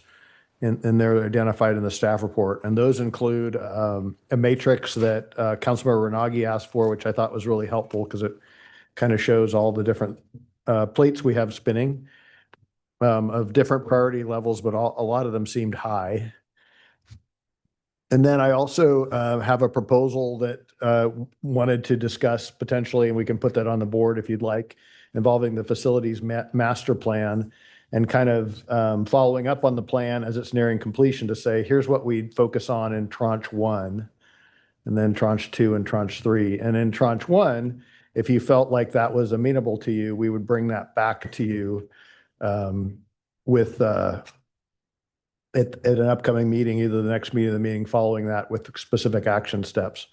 And then the third thing, if you were to approve the staff report tonight, there's individual kind of the issue by issue updates that I'm asking kind of for confirmation on. Everything from, we already addressed the EOC, but the Aliso Beach parking lot plan, which is basically to repave the ocean side without significant change and try to add new spots on the inland side. So again, just kind of affirming what we talked about that Friday. I'm happy to pull any of those up on the screen if you or the public would like to see any of that, and we can talk to those specifically, but I'll just be pulling from the staff report if so. That's all I had to contribute.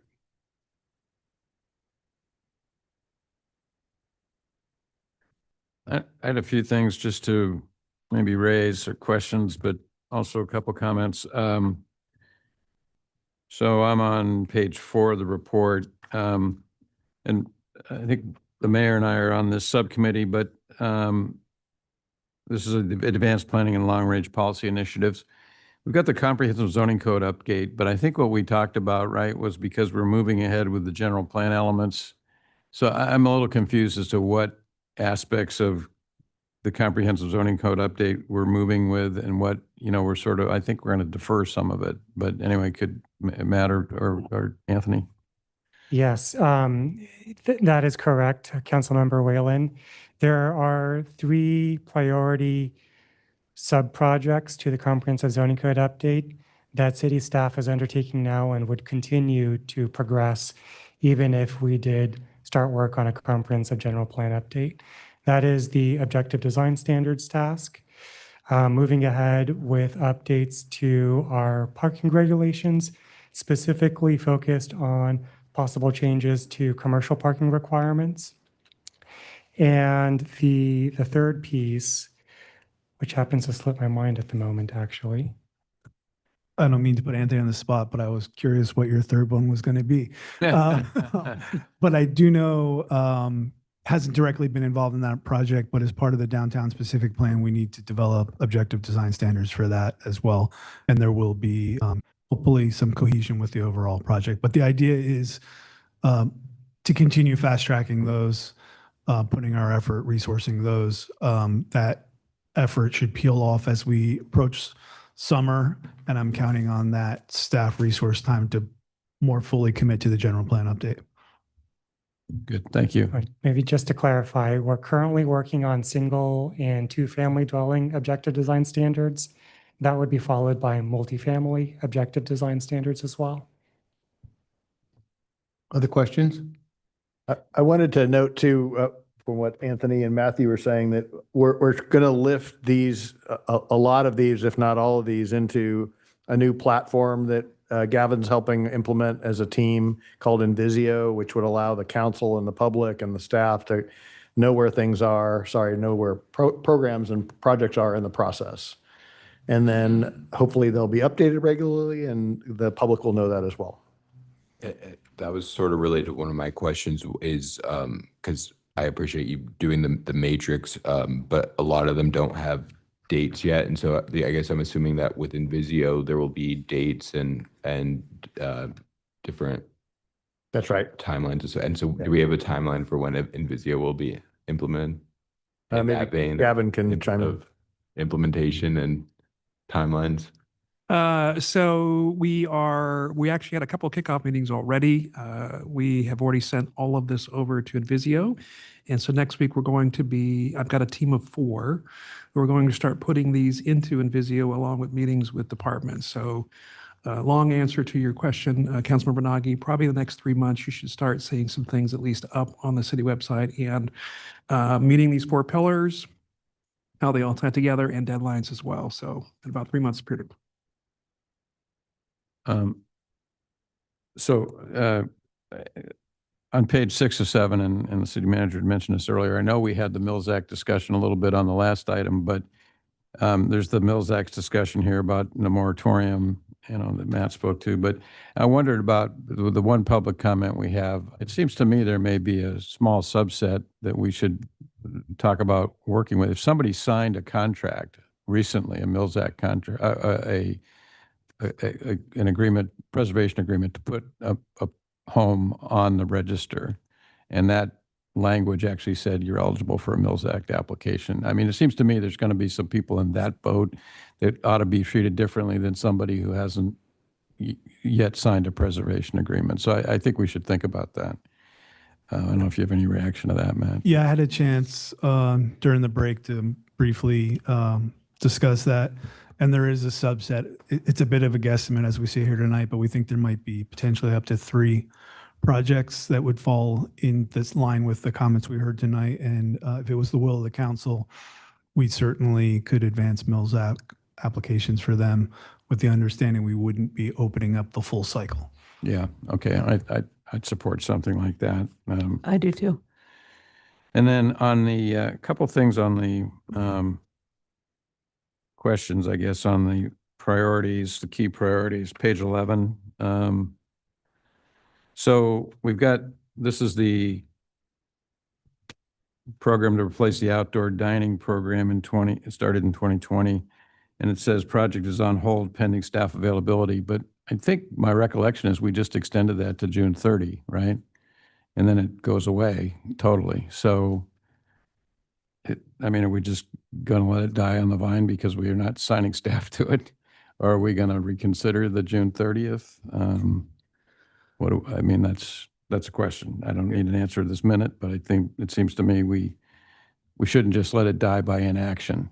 So I'd be saying either figure out a way to get a recommendation back to us by June 30 or bring it to council to say, do you want to extend this? You want to comment, Jeremy? Sure.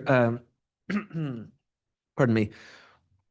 The existing parklets, we are working with them to see if we can bring them up onto the street, onto the sidewalks, if that works by June 30th. That's kind of in the economic development wing. So Louis and I are working with those businesses. I think it's more the ordinance, and I'll defer to Matt here. It's kind of another one of those long-range planning efforts, and the long-term ordinance. We certainly are going to look to have that in place and bring that to council by the end of the year. There's been a number of efforts that have added to the long-range planning effort that we at the staff level have concern of capacity today versus when we had the conversation back in October. I believe that's the context of that comment. I can add a little to that in that I think there's around, I want to say 6 or 7 properties. I believe it's outdoor dining on private areas, not the right of way, where they're set to expire. So I think the decision tree is whether to extend the period we would allow them to remain in place until we could put the resource and effort into developing something more permanent long-term, or as you indicated, make a decision not to continue with the program.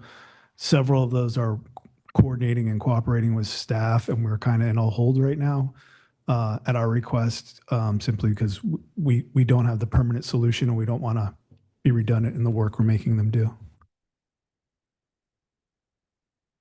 Okay, thank you. The We talked about that one. So,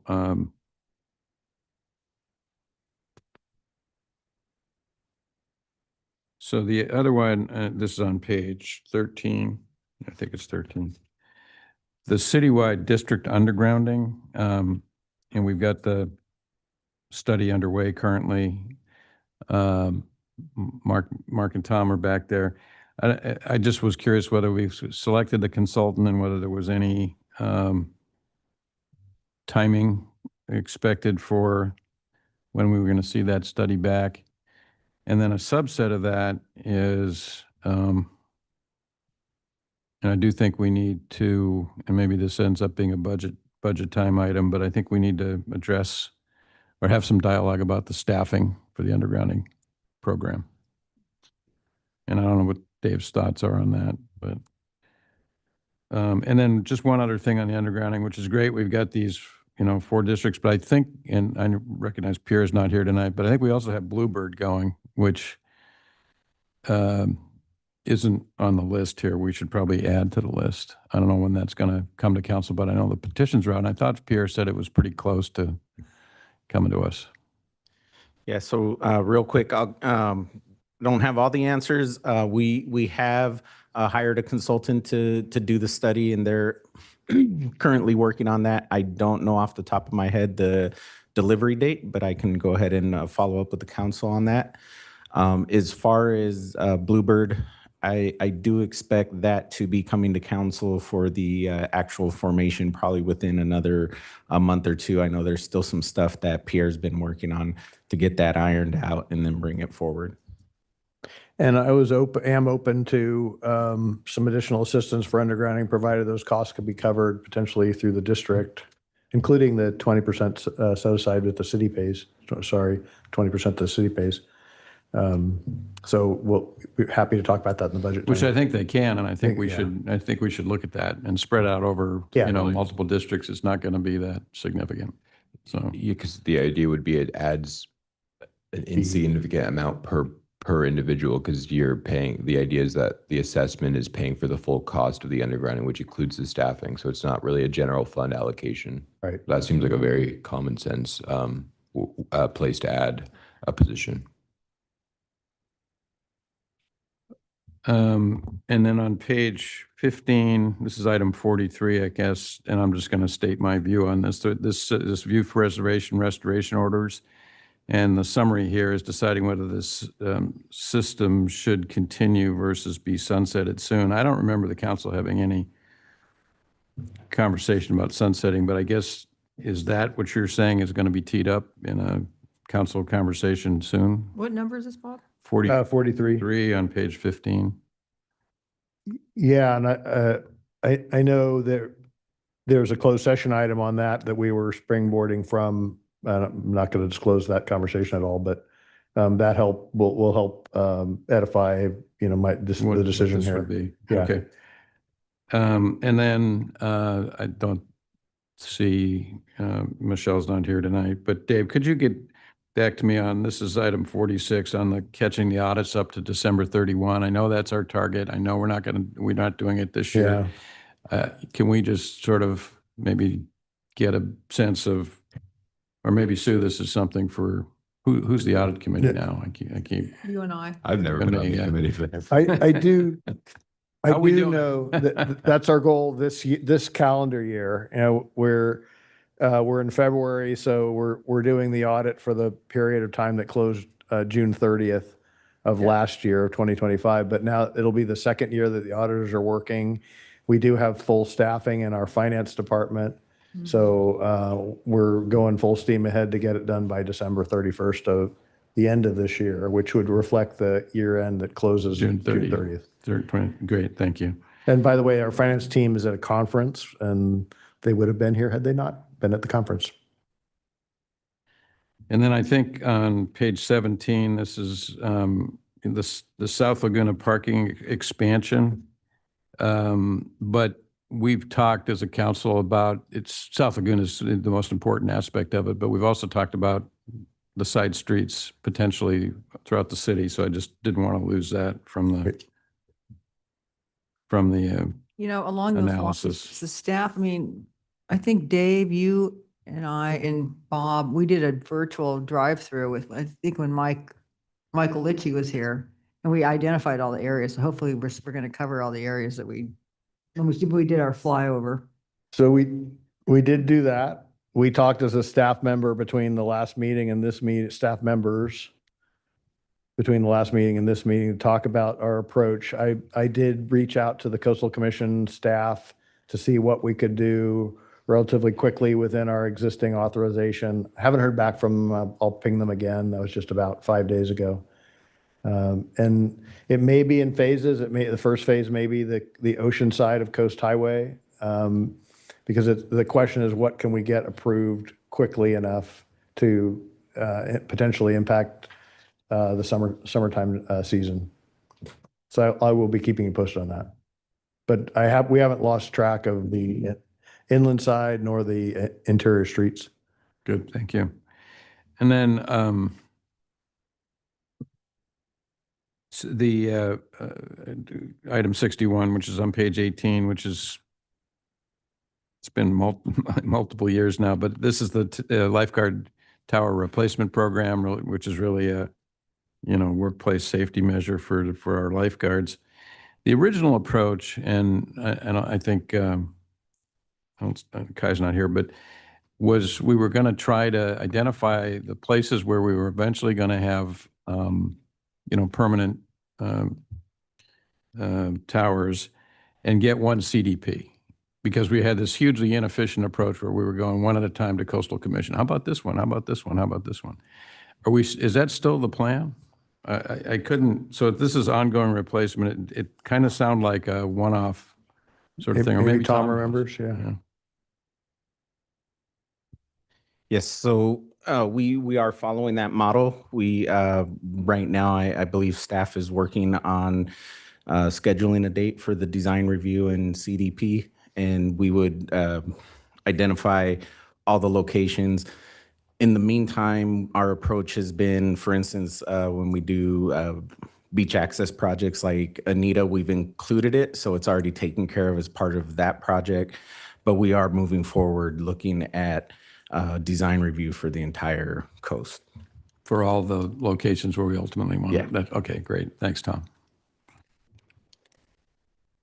That's it for me on the list. That's it? Any other questions? Couple.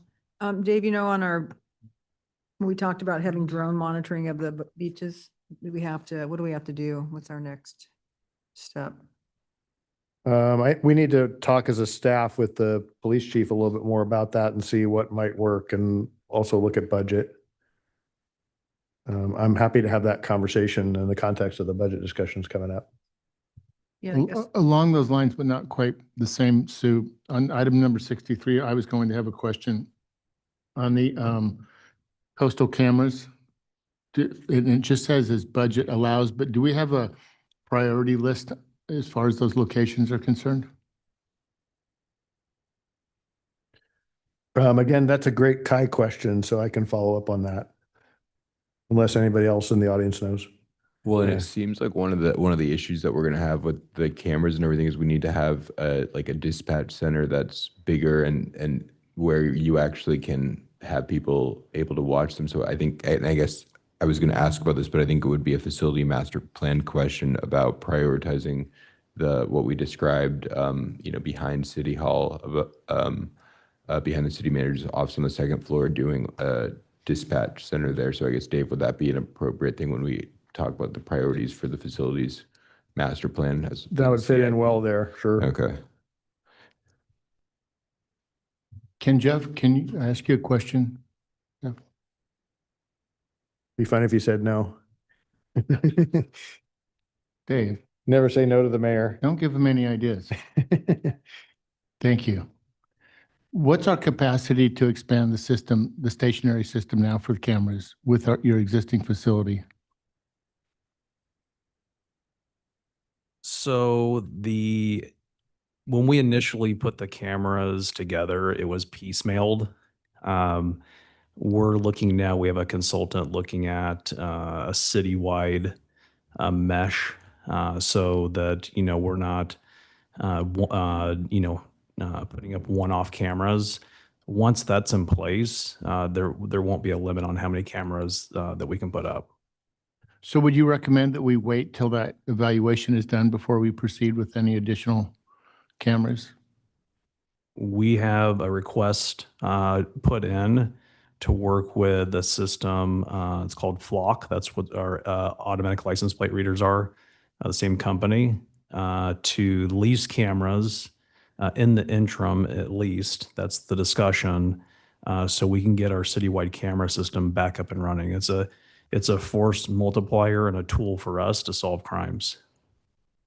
Did you have any questions, Sue, regarding the cameras or I know that it's been brought up to Sue and I quite a bit, the monitoring of the beach, especially in the after hours. Or like, could we have solar-based, solar-powered cameras on the lifeguard towers, stuff like that? I mean, I don't know. I'm not sure about solar powered cameras. I know that the Flock cameras may have that capability. Jeremy, you may have more information. Yeah, I mean, we're looking at all that technology. We would prefer to wire them in through a mesh system and just power over Ethernet.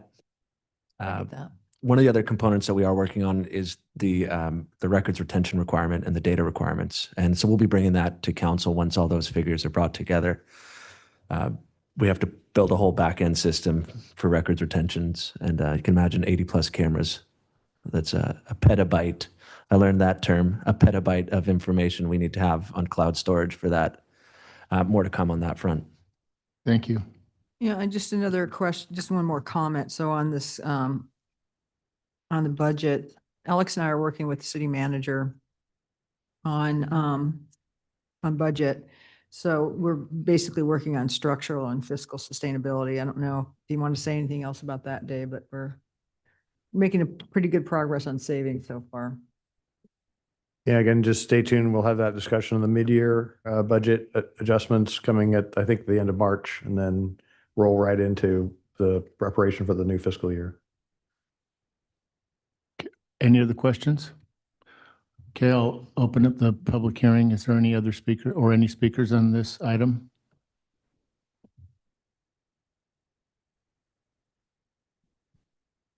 Hello, Mary Locatelli.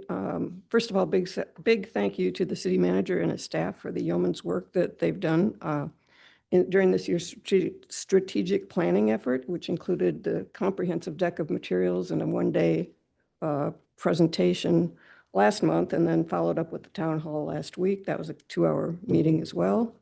And now tonight, a very detailed amount of information that's compiled for tonight's discussion. I think I speak for a lot of people, maybe everybody, that we're grateful not only for the effort, but for the breadth of information that's been made available to the public. So with that said, I do have a few comments on tonight's presentation. The 2026 key and other priority list presented in attachment 1, I see as more of a project inventory list than a priority list. I think there's 80 items on the list, and I think 60% of those are high priority. I only saw one that was low priority. So I think this is going to be difficult to manage as a priority list. And in that regard, I think a lot of people, I think Alex, you mentioned it tonight, that public safety is one of our key objectives, and yet marine safety is rated as medium priority for everything. So I mean, that's just, for me, that was a little bit of a disconnect. Bob, I can't believe you didn't notice that undergrounding the assessment districts is a medium priority. I guess if we're going to pay for it with everything with the residents, maybe it could stay a medium priority. But if we're going to spend money on it, we shouldn't be spending a lot of money on something that's a medium priority given the current budget situation. And I would say the same thing for the charter city. It's a medium priority. Why would we spend any more money or time on that? I think maybe it's just, again, a misclassification. But in that regard, I just would like to point out that project costs include more than just outside vendor costs. Time spent by staff also has a cost associated with us and with it. And if we're going to take a serious look at staffing levels, I think we need to consider not just current staff workloads, but also whether staff are working on things that are really of critical priority to the city objectives. And then one final point on the facilities master plan. I think last year the total amount was like 300 million. In attachment 3, the amount's been reduced by 2/3, which is nice, to 97 million. I'd just like to know why the change and if there's scope for any further refinements or reductions. So thank you, and Dave, thanks to you and your staff for a job well done.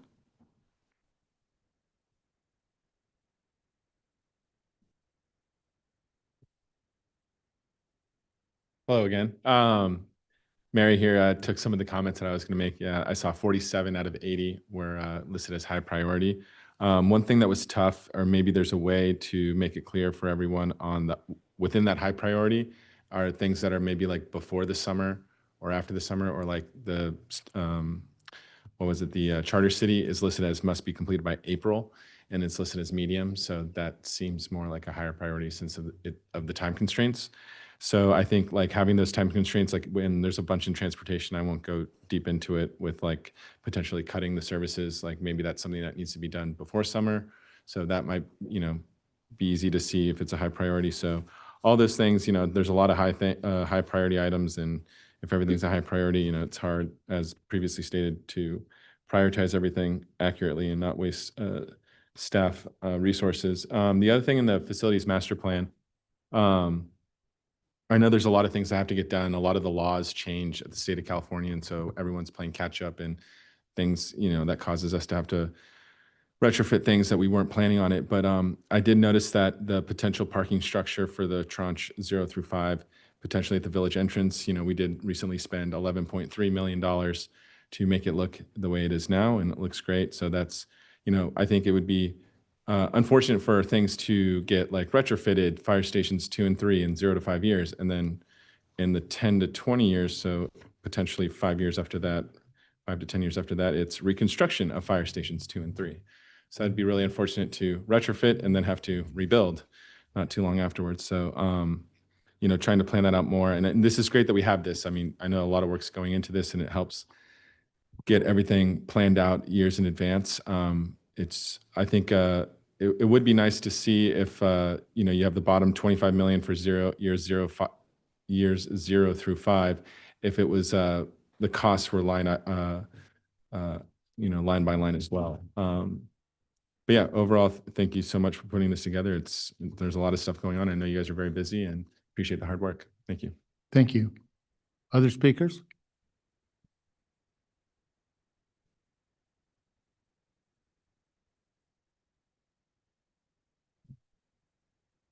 And Christoph, I'd like to add to the comments regarding the Mills Act continuation.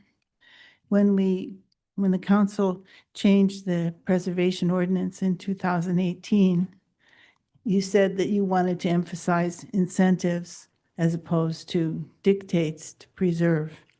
Well, that means that the incentives have to be guaranteed. They have to be secure. They have to make applicants feel that they're really going to get these incentives. And to now be talking about how much these incentives are costing the city, when we've been trying so hard to preserve as much as we can, how can you even consider reducing them or stopping them or keeping them from going forward because it costs some money? That's the whole point of your ordinance change, was to emphasize incentives. So now's the time to do that.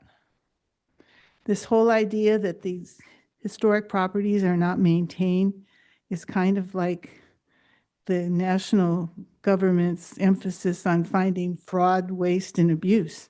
I mean, where are these houses that are not maintained? You drive around, you don't see unmaintained houses in Laguna Beach, much less historical ones. They send out a questionnaire asking, how much have you spent on maintenance in the past year? I turned my questionnaire in and never heard another word. I guess it was okay, but it was a good idea. And so keep doing it. But I don't think you need a whole year to study trying to find out waste, fraud, and abuse. In addition to maintenance, you have the Mills Act is a compensation for someone giving up redevelopment rights. It's not just that they're supposed to use that money to paint their house they are giving up being able to have a taller, more dense, more modern, all these things in return for the community appreciation they get from the Mills Act. The Mills Act also, this is a wonderful benefit, makes it possible to transfer properties without a tax increase, like in an inheritance, for example, for those people who can't give their grandchildren anything anymore and not have the prices go up. So it keeps the Mills Act tax rate the same, no matter who owns it. It's a huge benefit, and there are people who seek out historic properties for this very reason. And that is a good thing for our historic preservation program. Lastly, I think the city should be doing a good example for the whole community is restoring the digester on your list of priorities. I mean, we've been asking for that for years. This is something that should be going forward. It shouldn't be held in ransom for a parking garage. You just need to fix it and get it as an example of how things should be taken care of. Thank you. Thank you. Other speakers on this item? None. I'll close public testimony and bring it back to council. Any comments? None? Just to see the discussions, anything you wanted to change or modify on the? Well, I have a on the couple of FFE? questions. I think Okay. Bob was gonna. I was just gonna, I don't know at what point, but at some point here, Dave said he had, I'd like to get into a discussion on the, tranche one of the facilities master plan that I think, Dave, you said you had something, a presentation on. Just in case we wanted to throw that up on the screen from the staff report, I apologize. I'm not my usually somewhat organized self this week. I don't know if anyone can help me there. Before we get into that, I just have a really quick comment, and it's actually a pretty small one. I think you've done a phenomenal job, Dave, and your team of taking everything that has come at you in the last several months and that strategic planning workshop and distilling it down. Yes, we've got a lot of high priorities, but we have a lot of high priorities. I think they're all important. One of the things I was really happy about reading this chart specifically is that it seemed to me that everything on here is, there are things that we have discussed as a community. So it's not, throwing something new against the wall in a way that might be surprising to the community. So I appreciate that. And the one thing that I do think we should spend time on, and maybe I say this as a parent of teenagers, is if we are looking at changing our transit services, the trolleys, the Laguna Locals, I think that the community really deserves to be a part of that conversation. That's a very good point. And again, for the community's edification, we're looking at both trying to do a data-driven discussion of both the trolley and Laguna Local. As Councilmember Renagi knows and pointed out, this was on a OCTA agenda item where our subsidy for Laguna Local is way high and outside of the boundary that OCTA is recommending funding for. So we have to improve that system. So I do have a person working on that right now. Hope to have that back within a month or 45 days. Alex, did you have a question? I don't have a question. I think my big thing is that it's so easy because, when we think about all these priorities, all of our staff have to be running the city as well. So it's not like they're just spending all day on these priorities. They have to be doing day-to-day operations. And so in general, I agree with the idea that if you prioritize everything, you accomplish nothing. And so I think the key here is really to get solid timelines and really, through each of these items, like for example, for the parking, expanding that to South Laguna, putting through at the timelines is, the encroachment permit with Caltrans, the Coastal Commission approval, really walking through each of these step by step to figure out what's the actual timeline to get there. And then, because I think that when we have clear timelines for these items, that's going to force us to do what the Mayor Pro Tem was discussing, which is to really pick, prioritize based off of timelines of when we really want something to happen. And that involves us knowing the actual time it'll take for a project to happen. So I think that's going to be really key here because, a lot of these priorities are very similar to when I joined the council, and that was, more than 3 years ago now. And I think that it speaks to, there's just a lot of needs, but we have to make sure that we're actually accomplishing them and putting enough energy into the ones that we want to get done as quickly as possible. So I think the Invisio thing is going to be great. Yeah, I think, and we're going to commit to using it. Anne Marie, you want to go a little further down? I really appreciate your calling this up to the next attachment. 26, I think, page 26. So, and you can focus there on tranche 1. So here's what we had proposed as a staff as being this first zero start now as we wrap up the FMP and move forward through the next 5 years. Top priority is the design and construction of a new fire station 1, likely near City Hall. And I think the conversation that you folks will have will be where exactly should that be located. And I'm hoping to bring that back, like I noted, in just a little bit, just within 45 days. An upgrade to the Laguna Beach Branch Library. Folks may know we have a design work going on right now to do a fairly substantive but not overly modest upgrade to the library. Another component of this would be to retrofit fire stations 2 and 3 to give them more life and to protect them in an earthquake. The ADA improvements at the Forum Theater to make it fully operational. We do think we have budget for that in one of our funds. Evaluate, the public mentioned this, some type of parking structure. I think a good community dialogue will be whether it's at the village entrance or at Act 5, there are good reasons for either.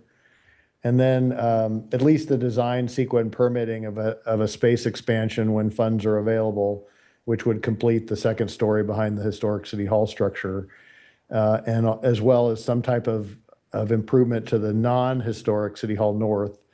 And that would occur later or in phases as noted. And then a priority would be to try to relocate the dispatch center from the PD's cramped quarters.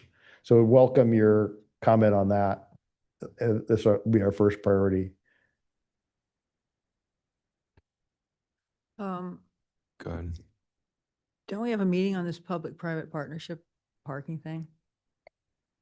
You have a meeting with a vendor who does this coming up here. Okay. Well, overall, I like tranche 1. I like the way you divide up the tranches because I think they're digestible. I think they are logical in terms of, what's realistic, by a phase.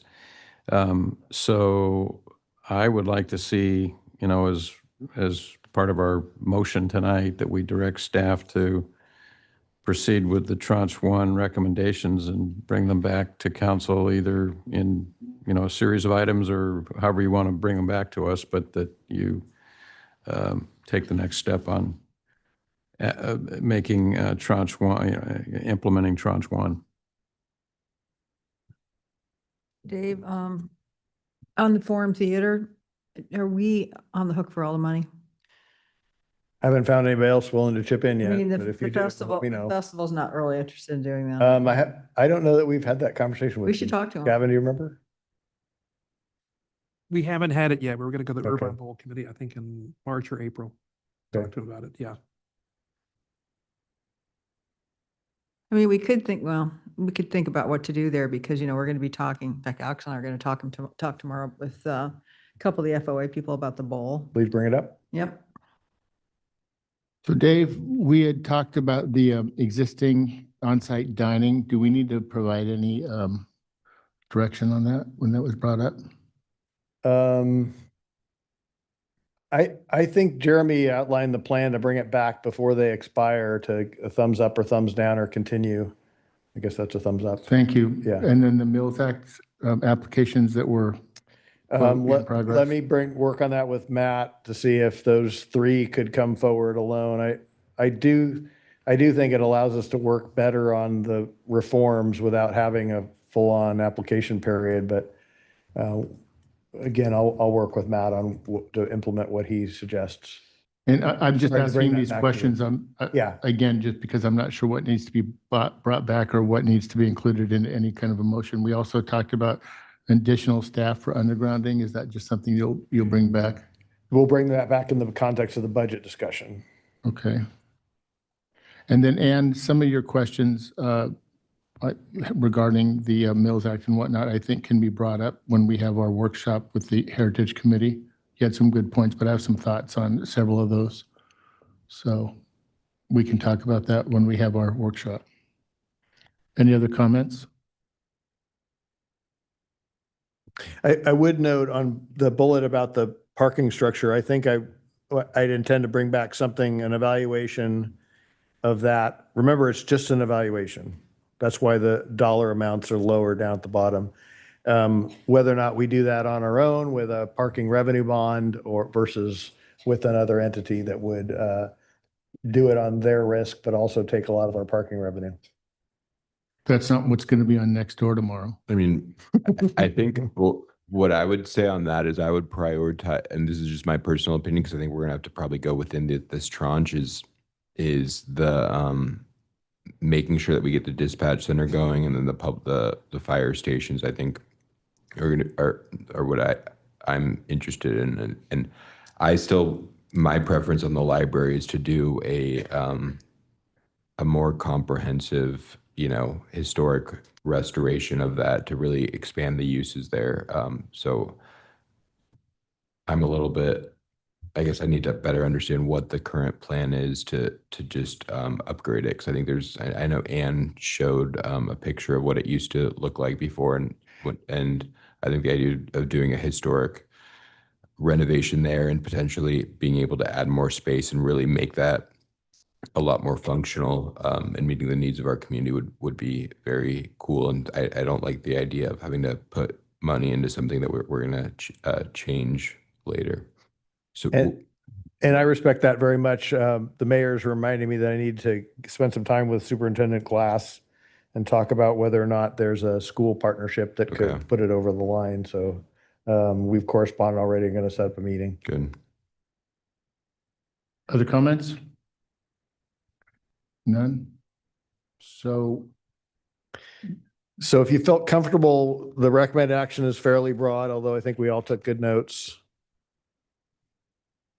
Confirm the priorities and the issue by issue direction, direct staff to start aligning some performance measures and Invisio along with the budget development, and then waiving CEQA or not subject to CEQA.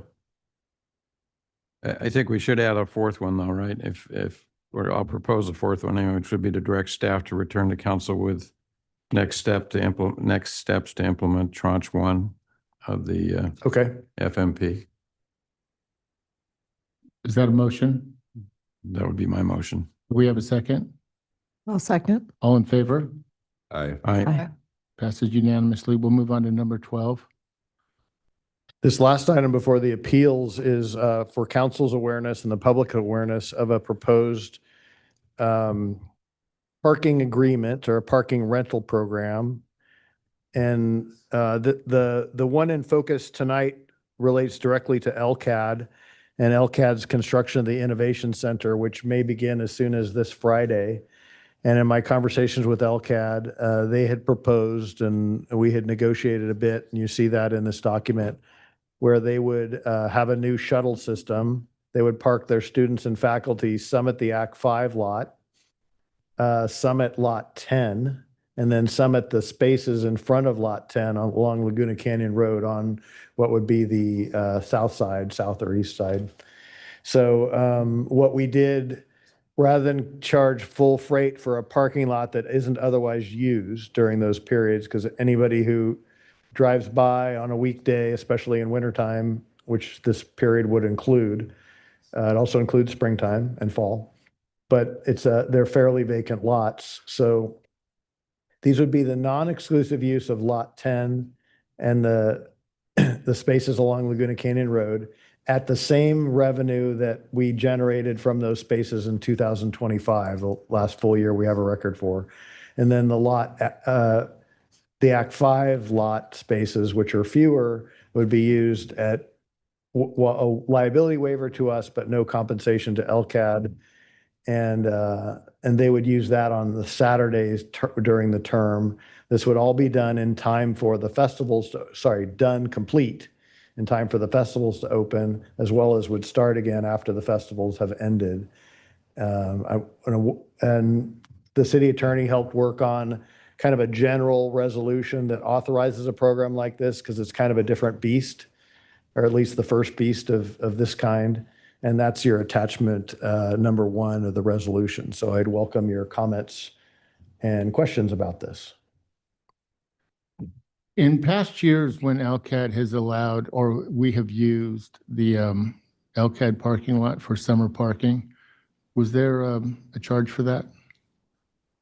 I don't think I have Alexis with me, so I don't know that off the top of my head. I don't recall seeing it as a budget item, so I'm assuming not. I think Yeah, I don't just think an that there agreement was. that we have. I think that we should keep that in mind. Yeah. And we're not, sorry, that program is intended to continue throughout the summer festival months, where again, that's both employees and exhibitors at the Art Affair and at the Sawdust, as well as the Festival Arts who use that. Thanks We for the charge them a small clarification. fee for it. Other comments from council? Just one question and one comment, which is, so on the staff report on page 2, it's talking about, I guess LCAD would need this from February 27 through May 31 and August 15 through December 20. But if we go to the attachment, page 11 of the staff report, which is the Act 5 parking lot, it's talking about non-summer September to June. So I don't know, that doesn't quite line up if we need August 15. Yeah, actually, that's a good point. I didn't catch it in the staff report. I warned the LCAD that those lots would not be available until after September 1st. Okay. So, and they said they'd be able to work around that. Okay. So Because their school term doesn't start until that day. So we'll keep September there. Yeah. And then I guess this would be a question for the city attorney. On page 7 of the staff report, which is section 8 of the resolution doesn't become effective unless until a CDP for the change in density of the use of the land is approved and effective. So how's that occurring? Councilmember, I believe the plan is that it's going to be referred, or because it's a standalone entitlement under our code, standalone CDPs go through the community development director. So I believe the plan is for that to go to Matt in short order, but I'll look to Jane because she worked on it. That's right. So in considering LCAD's request for the parking spaces, city staff decided to formalize the program with the resolution, but so that's for the city council's consideration, this program. However, in order to implement the program, we would need to process a coastal development permit, which will be brought before the community development director as the standalone entitlement. Separately, this evening is the standalone request from LCAD, which mirrors the existing program to date. And so I'd actually also suggest, for purposes of recommendation 2 in the staff report, to ask the city council to approve LCAD's request as well, subject to the modification that the city manager had mentioned in the staff report, that it would only be until September 1st for Act 5.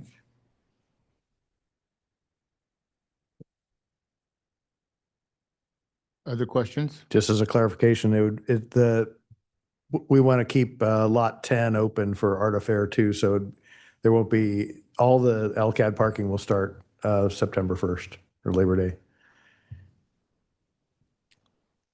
Other questions? Okay, I'll open this up for public comment. Are there any speakers on this item? None? Close public comment, bring it back to council. Any more comments? None? Anybody have a motion? I'll move the recommended. Second. All in favor? Aye. Aye. Aye. Passes unanimously. Callie owes me a Coke. Okay, we'll move on to Appeal A.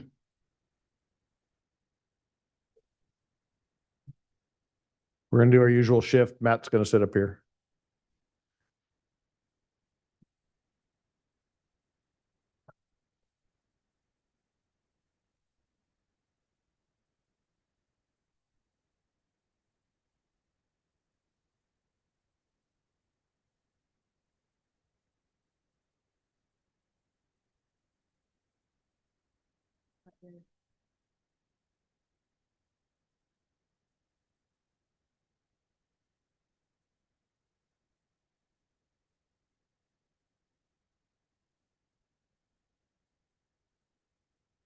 Before we get started, are there any disclosures on this item?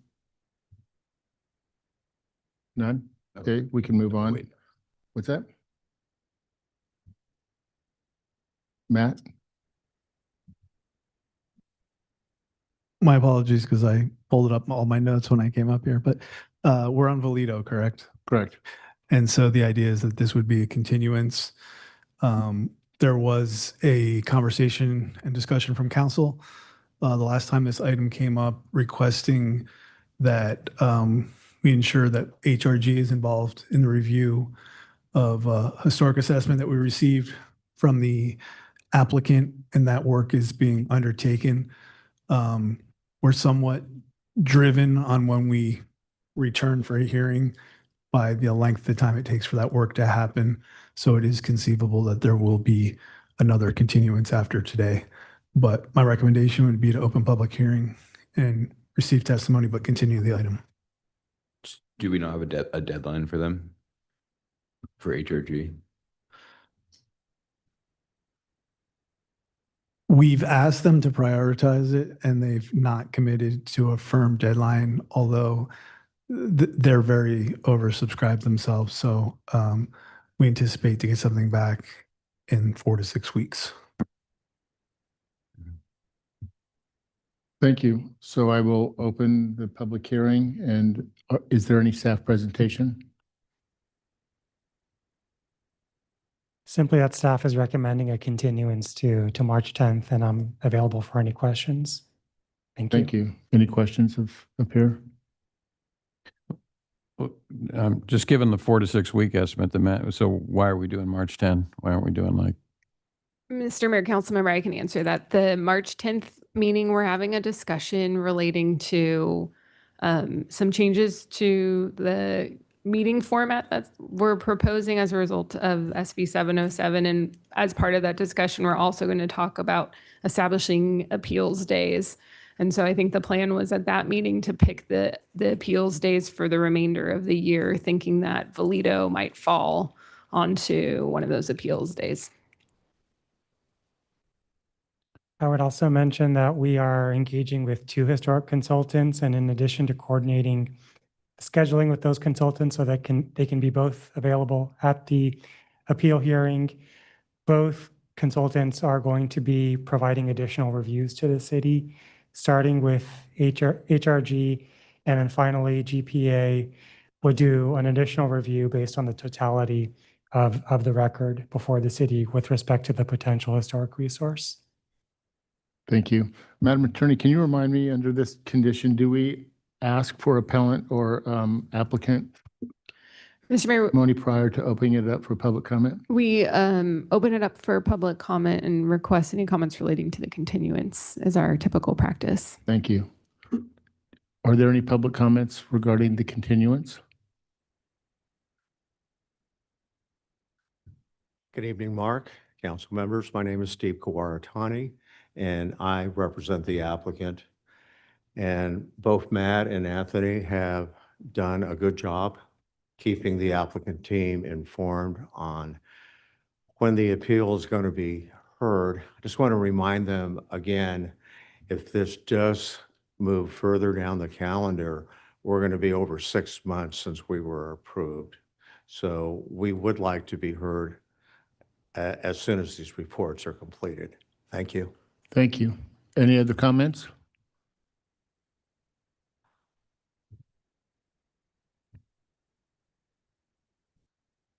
And Christoph speaking for the appellants. We appreciate staff's diligence in following up on the latest submittal from the applicant. and understand why it takes a while to understand all that information.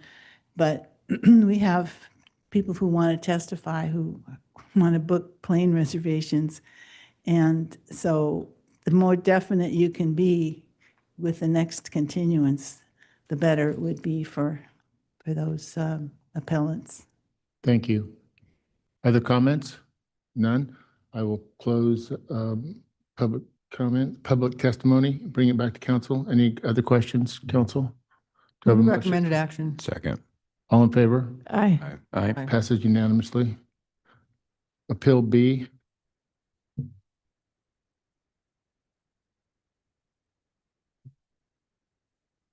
Are there any disclosures on this item? Yeah. I met with the appellant and Mr. Quaratani. I have the same as Councilmember Whalen. Okay, public hearing is open. Staff presentation.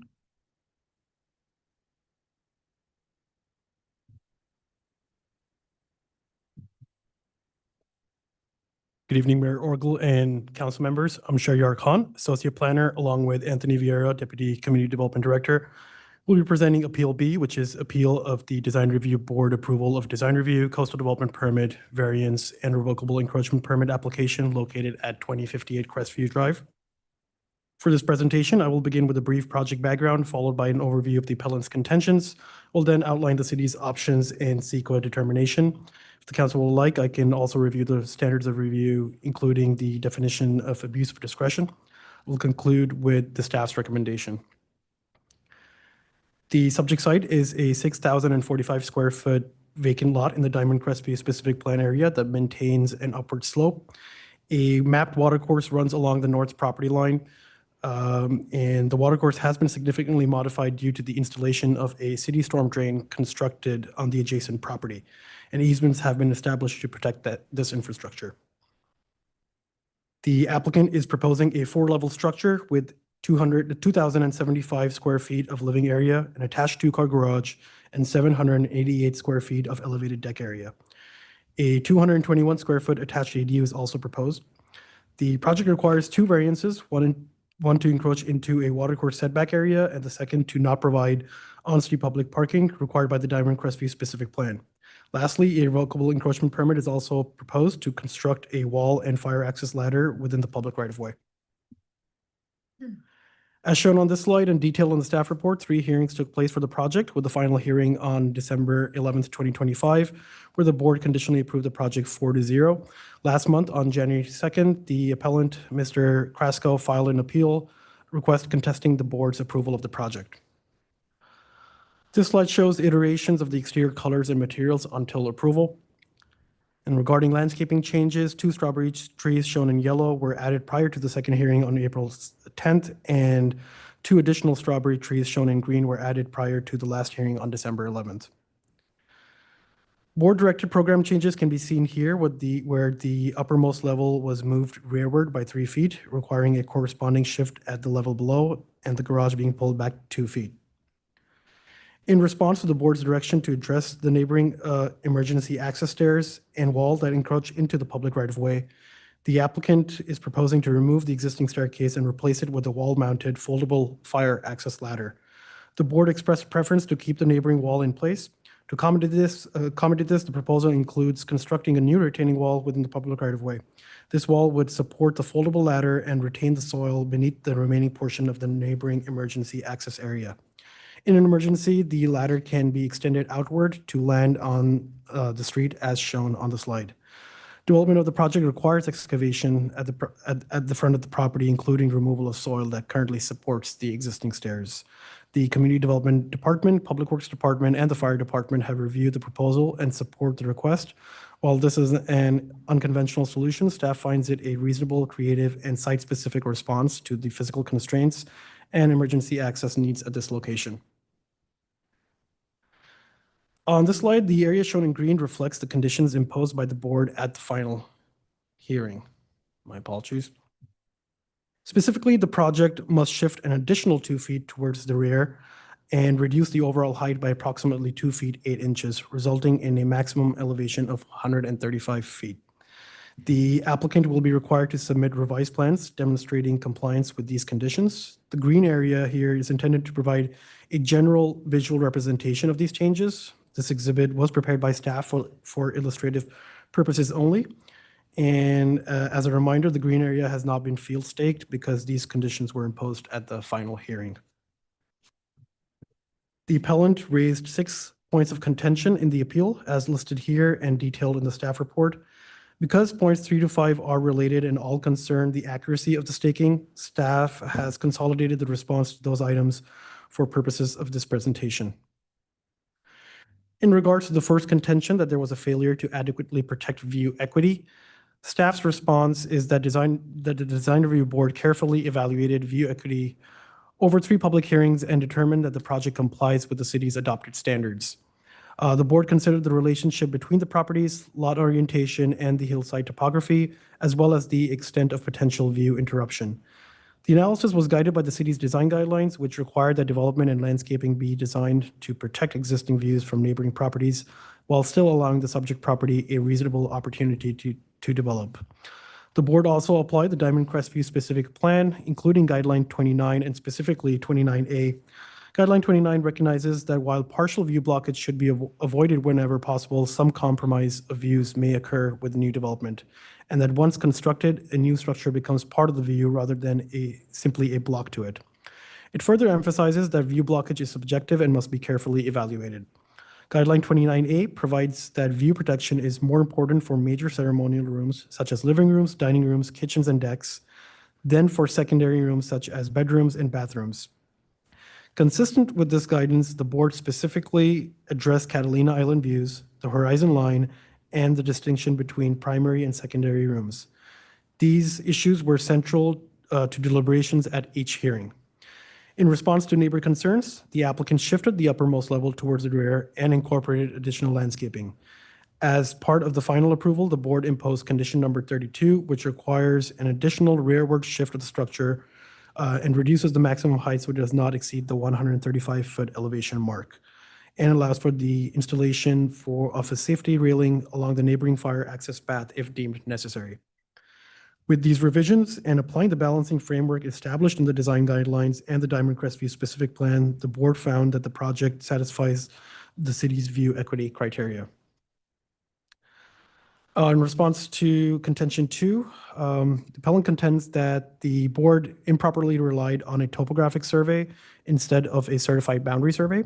Staff's response is that a topographic survey is the appropriate technical document for design review because it provides elevation, grade, and slope information necessary to evaluate height, massing, hillside conditions, and visual impacts. A boundary survey serves a different purpose, which is to verify precise property lines and is typically required later during the building permit phase rather than at design review. The board appropriately relied on topographic data to assess compliance with height limits, massing, and view equity standards. Its findings were based on the relationship of the proposed structure to existing grades and surrounding development, not on a final boundary verification. Importantly, the city addressed boundary verification through condition number 20, which requires submission of a certified record of survey prior to issuance of a building permit. If discrepancies are identified, additional zoning review and potentially further design review would be required. The city also requires height and location certification by a licensed surveyor during construction prior to final inspection. Accordingly, reliance on a topographic survey at the design review stage was appropriate and consistent with standard practice, and the conditions of approval ensure that final construction will be based on verified property boundaries and compliant height measurements. In regards to contention 3, 4, and 5, all 3 relate to the accuracy and reliability of the story poles, including allegations of inaccurate installation, lack of permanent survey hubs, and poles erected off-plumb. Staff's response is that the appellant's claims rely primarily on a staking investigation letter that was not prepared or certified by a licensed land surveyor or civil engineer, and the letter does not include a documented methodology. As such, its conclusions cannot be independently verified. Even assuming minor deviations existed, the reported differences are on the order of only a few inches. The board's evaluation was based on the overall relationship of the structure to the site, surrounding development, topography, and view shed, not on precise fractional measurements at a single story pole. In addition, the board ultimately required further reductions in height and massing and shifted the structure further into the hillside, resulting in an approved project that is more conservative than was depicted on the story poles. With respect to survey hubs, the municipal code does not require permanent monuments at each pole location. Story poles are intended to depict building height and envelope for design review purposes and may be tied to a fixed datum benchmark reflected in a topographic survey. Here, the poles were tied to an identifiable benchmark consistent with city requirements. In response to the appeal, the applicant retained a registered civil engineer to independently recertify the story poles, confirming their accuracy. Additional conditions require boundary verification prior to building permit issuance and height and location certification during construction. Accordingly, the record does not demonstrate that the story poles were inaccurate, improperly installed, or unreliable, and the board's findings are supported by substantial evidence. In response to contention number 6, the appellant contends that the story poles cannot constitute substantial evidence because they were certified by the applicant, who is a licensed civil engineer, rather than an independent professional. Staff's response is that while municipal code requires certification by a registered surveyor or civil engineer without a financial interest, and the applicant's original certification did not fully comply with that requirement, the issue was cured during the appeal process. The applicant retained an independent registered civil engineer who recertified the story poles and confirmed that their height and location accurately reflected the revised project reviewed by the board. In addition, the board's decision was not based solely on the story poles. The board considered the full record, including plans, elevations, visual materials, testimony, and site visits, and required measurable design modifications to address view and massing concerns. Accordingly, although the initial certification did not fully comply with the municipal code requirements, the subsequent independent verification and the broader evidentiary record provide substantial evidence supporting the board's findings, and the issue was effectively cured and any error was harmless. If the council wishes, I can go over the city council options. Regarding CEQA, if the city council decides to deny the appeals and uphold the decision of the board, the city council should analyze the project's qualification for a categorical exemption pursuant to CEQA guidelines section 15303. Alternatively, if the city council decides to reverse the decision of the board, the denial of the project is exempt from CEQA pursuant to section 15270 of the CEQA guidelines. Again, staff can go over the standards of review, abuse of discretion, if you wish. And in conclusion, staff recommends that the council adopt a resolution denying the appeal and upholding the design review board's decision to conditionally approve the requested entitlements and finding said action exempt from CEQA. This concludes staff's report, and we're available for questions. Thank you. Thank you. Any questions of staff? None? Okay, we will open public testimony, allowing 5 minutes for the appellant presentation. Can I have my slides, please? My name is Evgeny Krasko. Thank you. I will begin in the meantime.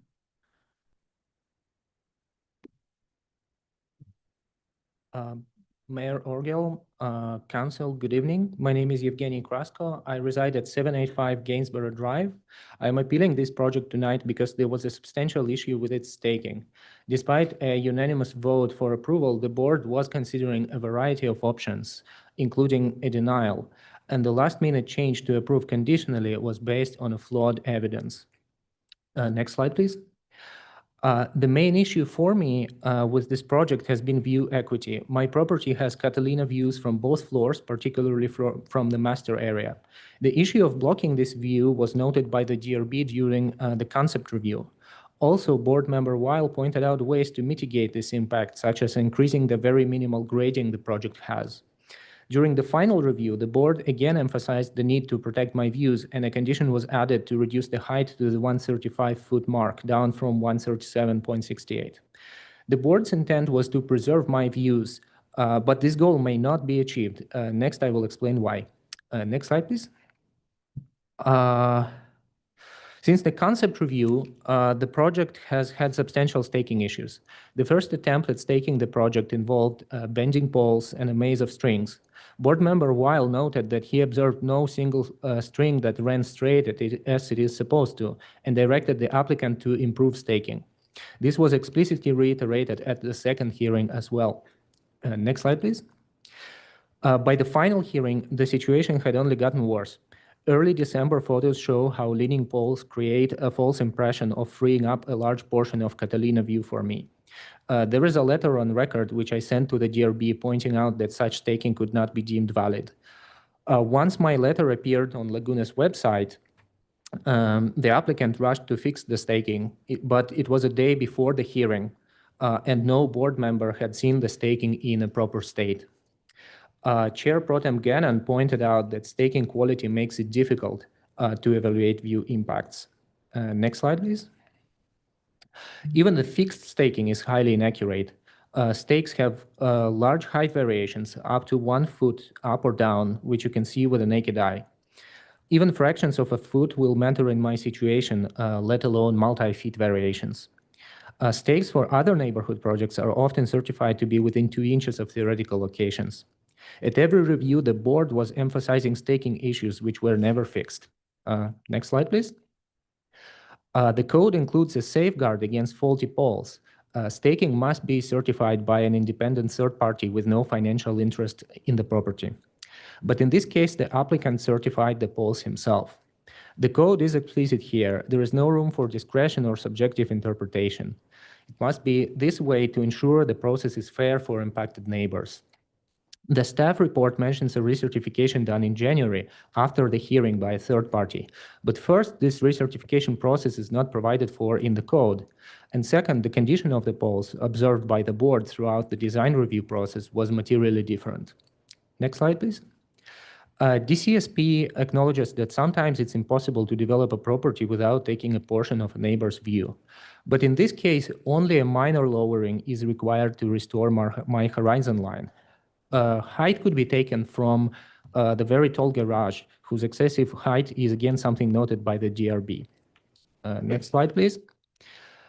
Comparing this design to an adjacent property at 2100 Crestview that's even located higher up the street, we see that a shorter building is possible if designed properly, with terracing, cantilevering, and various offsets. To emphasize the misrepresentation aspect of this project, knowing that staking is flawed, one might look at the renderings to assess the height and scale, but the 3D renderings presented to the board picture on the right were misleading, depicting the building as much shorter than planned. Next slide, please. Another thing I want to emphasize is that this is a replica of an existing structure in Mount Washington in LA. The only changes that they've made were to raise the garage and increase the driveway slope, all to capture the view, but nothing to mitigate neighbor impacts. I'm asking for some changes in the same areas to ensure that my view is preserved.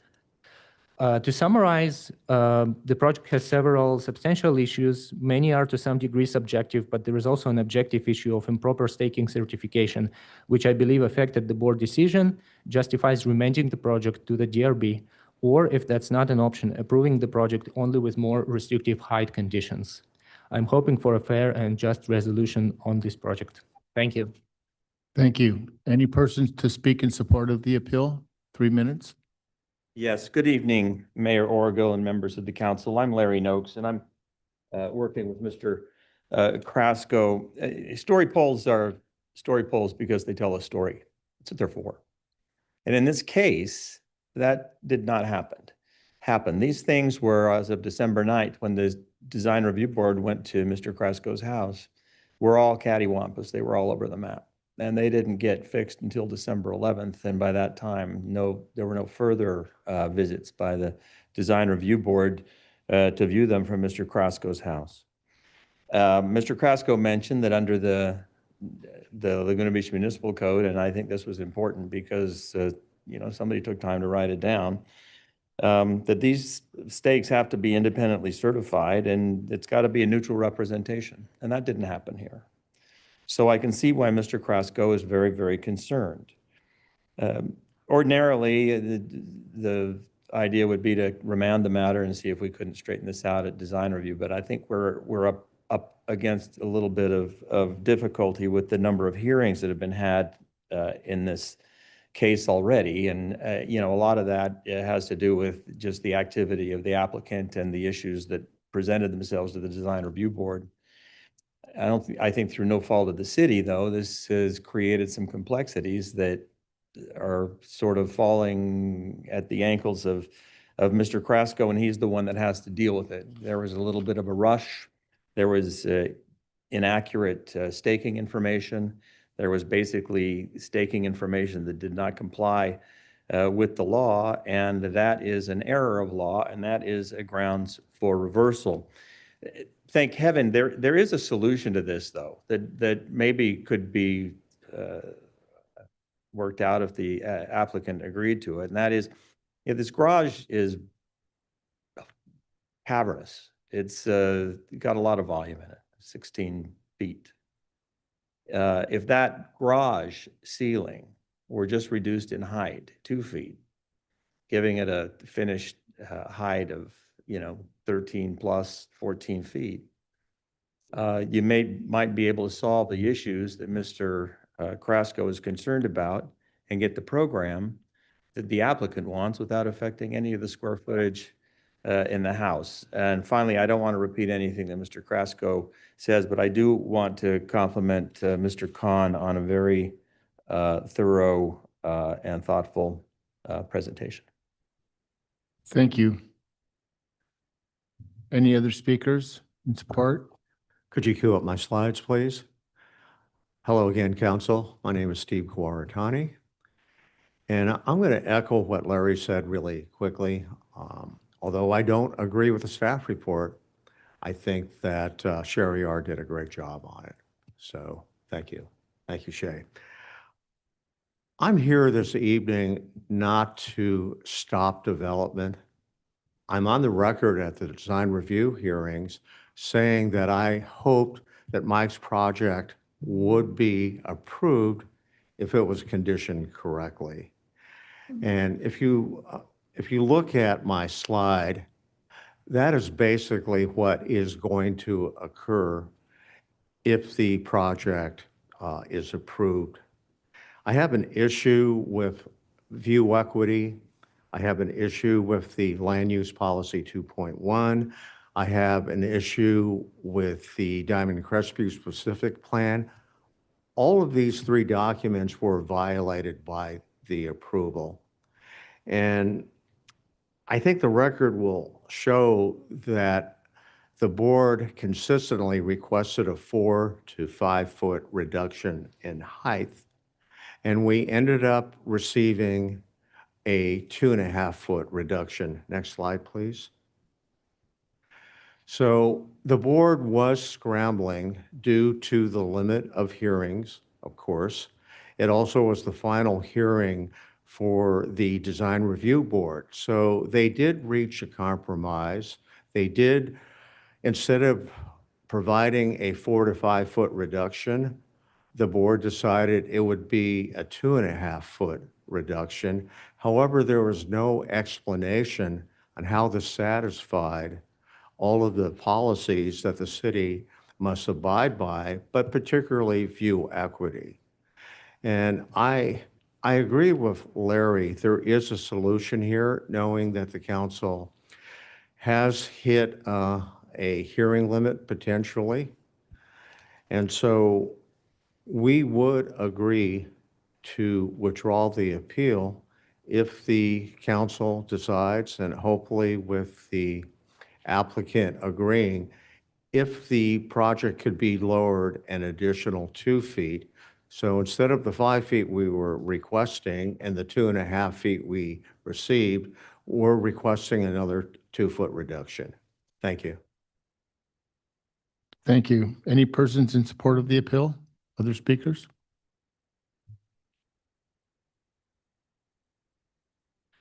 Hi, my name's Dina Sato. I live at 2100 Crestview, the house that is right next to where Mike wants to build his. The largest truth of this project is the fact that the home is being wedged into a tiny space and trying to create a view for the structure. The lot and property lines should have never been drawn there. The property encroaches into every aspect of living here in Diamond Crestview. When you look at the other properties in the neighborhood, there are certain aspects to living here: privacy, space, tranquility, nature. In order to build this, the property owner has made several attempts of encroaching on and taking away over 10 years of approved amenities to my home, and continues to ignore suggestions a design committee suggests. The property is visually unappealing and doesn't match the homes here. I'm assuming this is an attempt to build an inexpensive property in a desired area to reap a large payback. I'm in full support for Mr. Krasko and especially blocking his view. I would suggest the city buy it back and keep it a green space. And this is what I was unfortunately told and lied to from the realtor who represented the seller of my home. When I first encountered Mike in front of my property, when he was having the planscape erased, I asked if he was a developer. He said no, he was building this for his children. And is this still the case, or was it ever? Thank you. Any other speakers in support of the appeal? None? Then we'll go to the applicant presentation, allowing 3 minutes. I'm sorry, 5 minutes.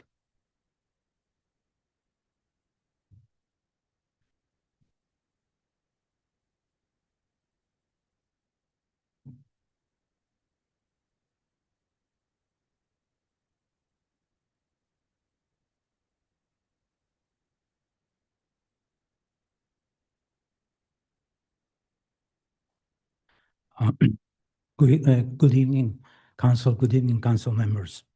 The project was originally submitted to the Planning Department in 2019. Over the course of approximately 6 years, at least 4 different civil engineers, plan checkers reviewed the plans and issued comments and corrections. As a result, additional city departments also and staff also participate in the review process.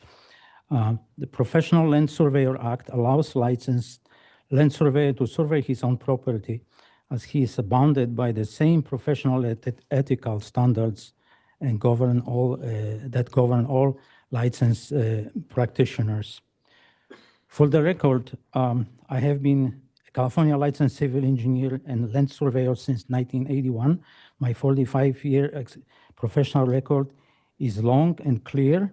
My professional certification even appears on the Laguna Beach Boardwalk Restoration Project, which involved reconstruction of the boardwalk and underground utilities damaged in 1995 floods. At that time, I worked with Fire Chief Bill Edmondson, God bless his soul, and his assistant, Chris Kent. As a professional land surveyor licensed in the state of California, I exercise direct responsible charge over the surveying work for this story poles on this project. The appellant claimed that the staking plan did not rely on the certified boundary survey is false. The staking plan relied on the certified boundary survey recorded in the County of Orange as a record of survey number 2015-1011/book 283, pages 2021. The appellant claims that the story poles were installed without survey stakes or ground hubs is also false. Story poles location survey was performed in November 2023 by the independent engineering company. Control points and property corners were identified, surveyed, and set. Story pole foundation locations were marked with nails and numbered wooden stakes corresponding to the pole numbers shown in the table on the staking plan.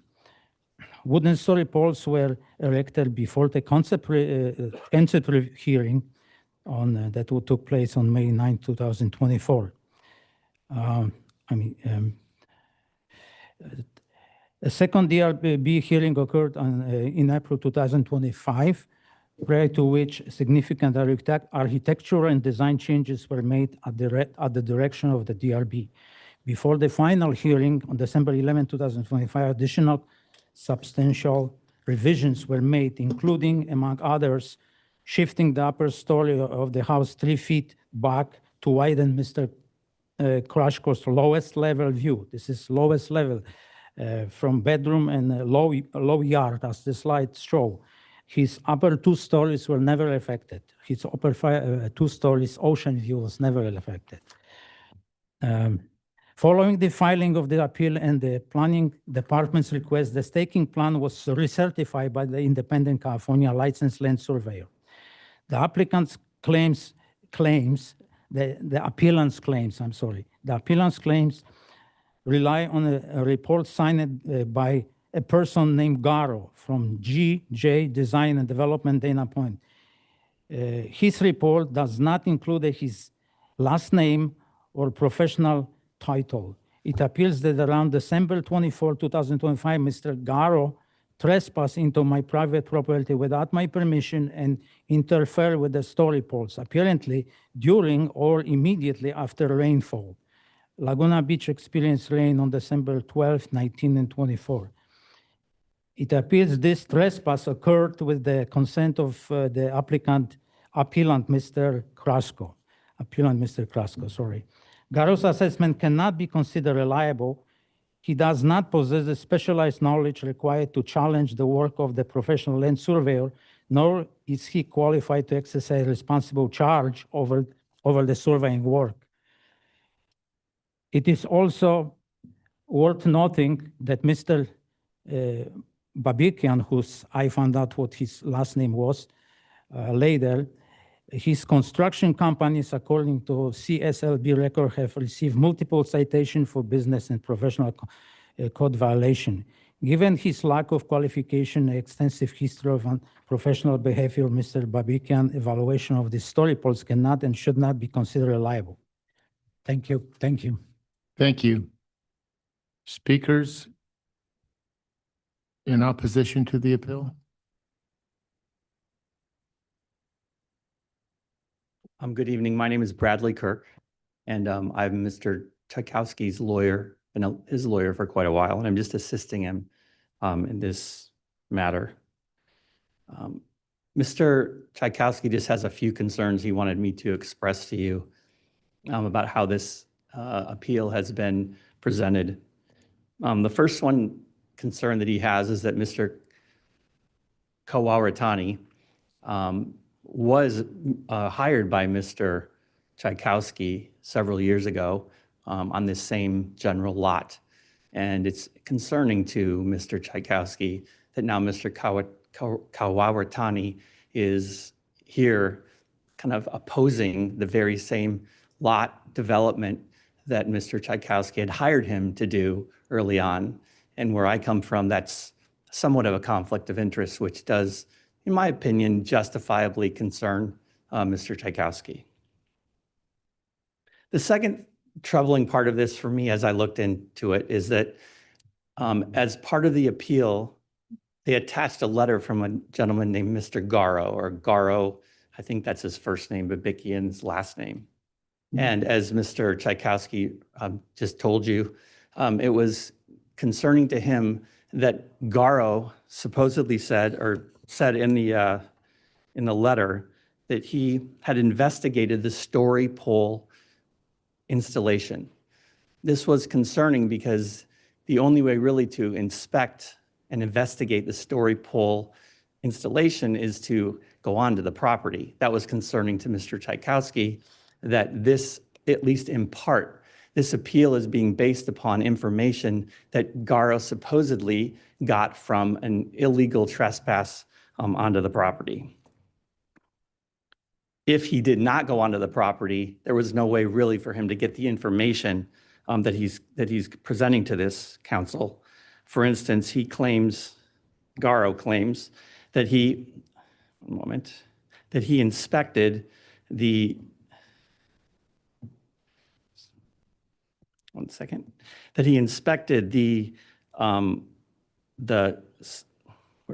the ground hubs. You can't inspect the ground hubs on this particular property because there's heavy vegetation. So he either went onto the property illegally or he did not do a good inspection.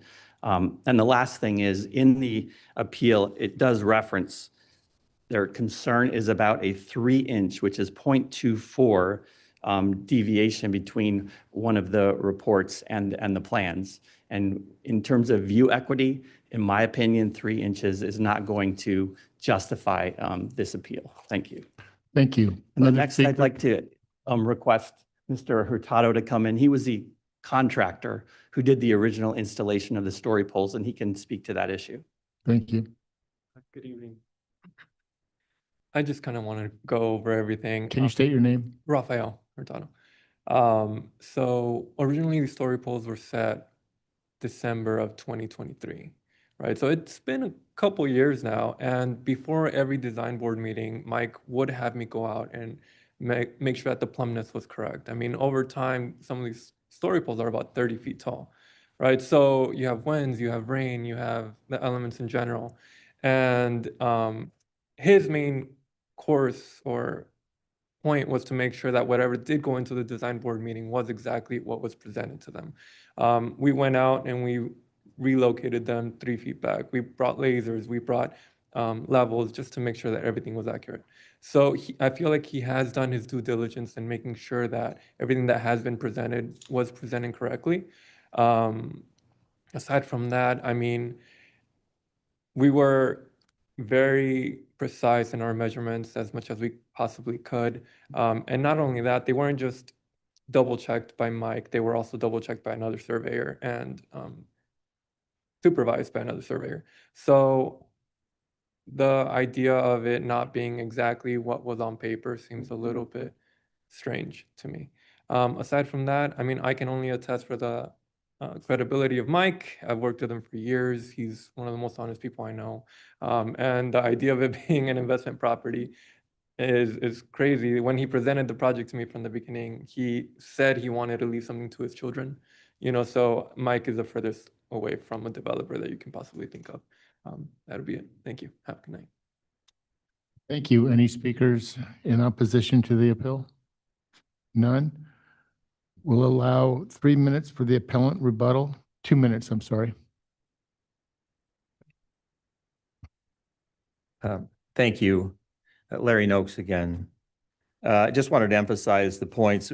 The staking violations really had to do with the condition of the poles at the time that the design review board took a look at them and the inaccurate state that they were in to represent the project at the time that the design review viewed them prior to December the 9th. The other issue relating to the certification of the poles had to do with the fact that they were certified by the owner himself, which is a violation of the Laguna Beach Municipal Code. We didn't make that rule up. That's just the rule, and that's important. I appreciated hearing the applicant go through his qualifications, and I don't doubt them. The problem is it violates our code.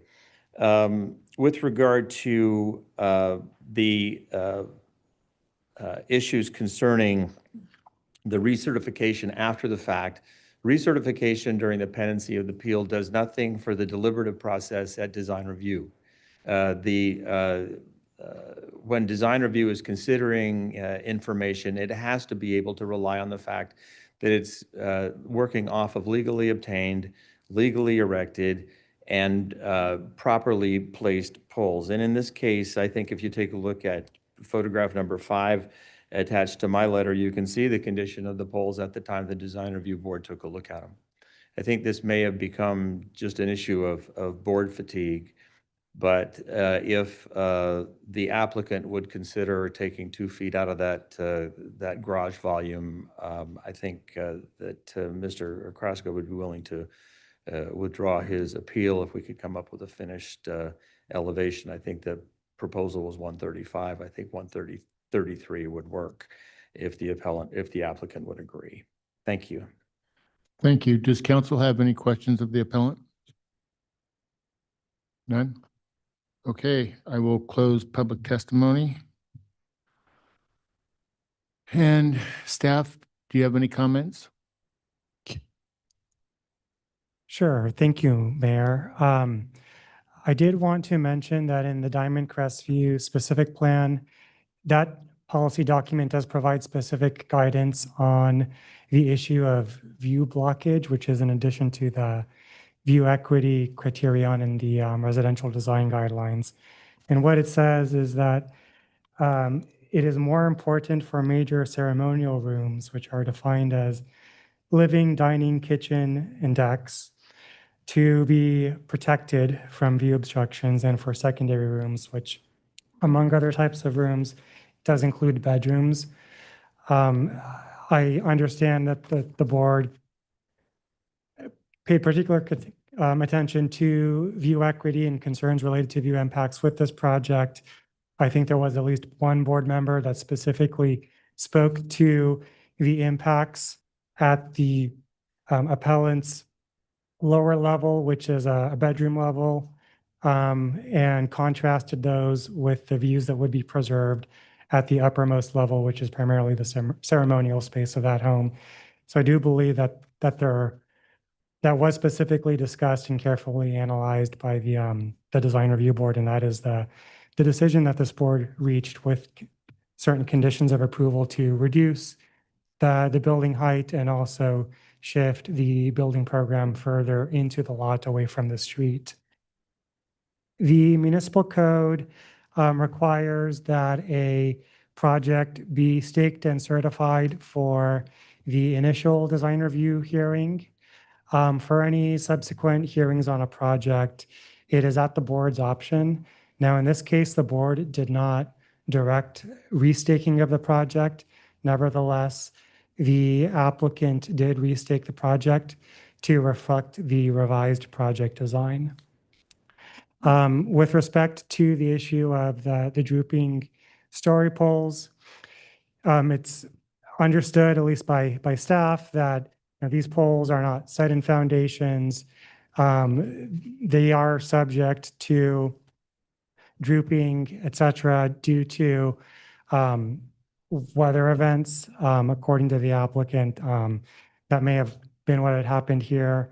In the board's mind, based on my review of the record, it did seem as though they felt confident that they did understand the project, and they spoke very specifically to the proposed project and the associated impacts to the appellant's property. Thank you. Any comments from council? I have a couple questions for city staff. So the last part was helpful, Anthony. So the requirement for the staking to be certified by someone who doesn't have a financial interest in the project, that applies to the first hearing. That's what the code says, within 21 days of the first hearing, unless directed by the DRB to do that later. I would say that requirement would also apply at the subsequent hearings if the board had directed the project to be restaked. It's just a super technical question. Did they direct that here? My understanding is that they did not. Could you repeat the So, question? and if I may just jump in, so I think the requirement that there be a licensed civil engineer or surveyor to certify the staking applies anytime that there is a requirement for the staking. So here, there was not a certification by somebody who was independent at that first hearing. So I would say that So okay, got it. So that wasn't followed.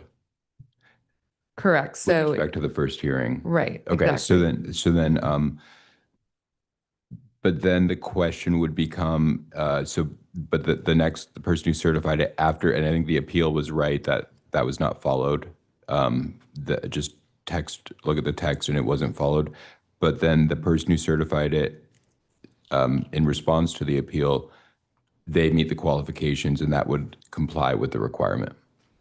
Is that correct? Yes, that is okay. correct. So then, and in our code, you could have because it would be, I think every house in Laguna, you'd have a situation where you have different people trying to do staking on the site if we were allowed to second guess the independent person who's staking it. So I guess in other words, it's not really the city's policy to be independently second guessing them and having different people getting involved and doing evaluations of the staking. So these licensed professionals are held to very high standards So based on. we defer to their standard. So in this situation, we would defer to the third party person doesn't have a financial interest in this who certified this in January. Correct. And yes. And then the question becomes, So based on that, we know the DRB, they made that decision based on what a third-party person who doesn't have a financial interest, their staking of the site, even though it was after the fact. There's no evidence to suggest that the staking changed in any way between that December hearing and January when it was certified. Yes, that's correct. Even though the staking plan that the board reviewed for the December 11th hearing was not staked by the independent Yeah. party, but the January 8th recertification sort of confirmed that there were no That there was no deviations. issues. Yeah. Okay, so then stepping back, you look at the evidence here in the record about how the DRB made the decision in viewing view equity, and I think it looks like what view equity is, right, where you're trying to do the balancing act. But then even if we were to say that this was not, that there was a view equity violation here, Madam City Attorney, this project includes a house and an ADU, is that accurate?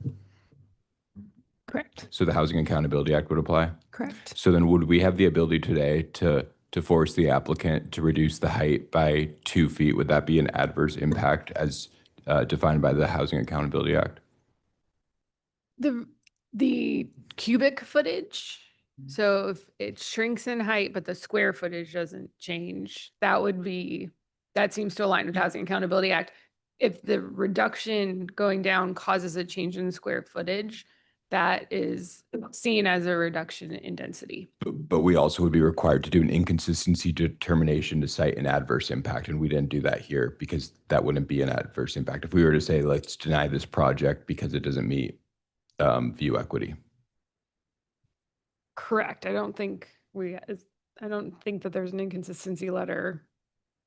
Right. So I think that if the city council were to attempt to reduce the square footage or deny the project this evening, it would need to make the specific adverse impact findings under the HAA. Got it. Okay, so I mean, the way that I look at this based on those questions I asked is I think that I think I would refund the appeal fee because I think that the appellant actually was right to appeal something because he didn't know that it was independently certified by a third party engineer without a financial interest.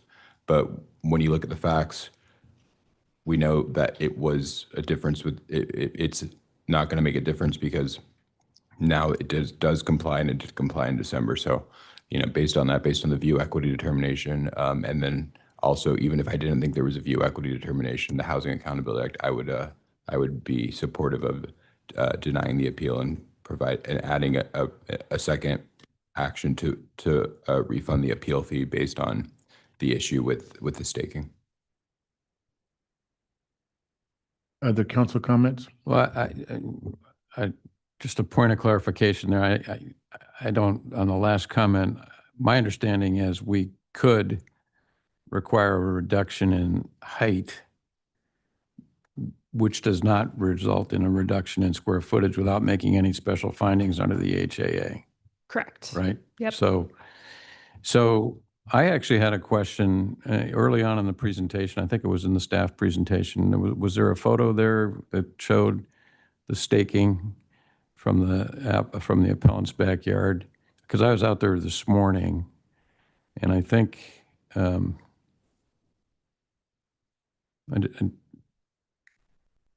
you could pull that up.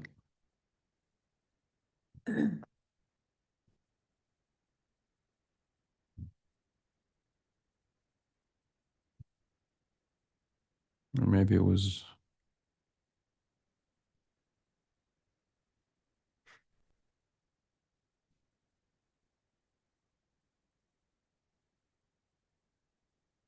Maybe I'm remembering the wrong. Is it? I thought there was a photo in there of the stakes. And you said that these are the stakes. One at the bottom right? No. Well, you said these are the stakes, but they don't reflect the reduction of the 2 feet.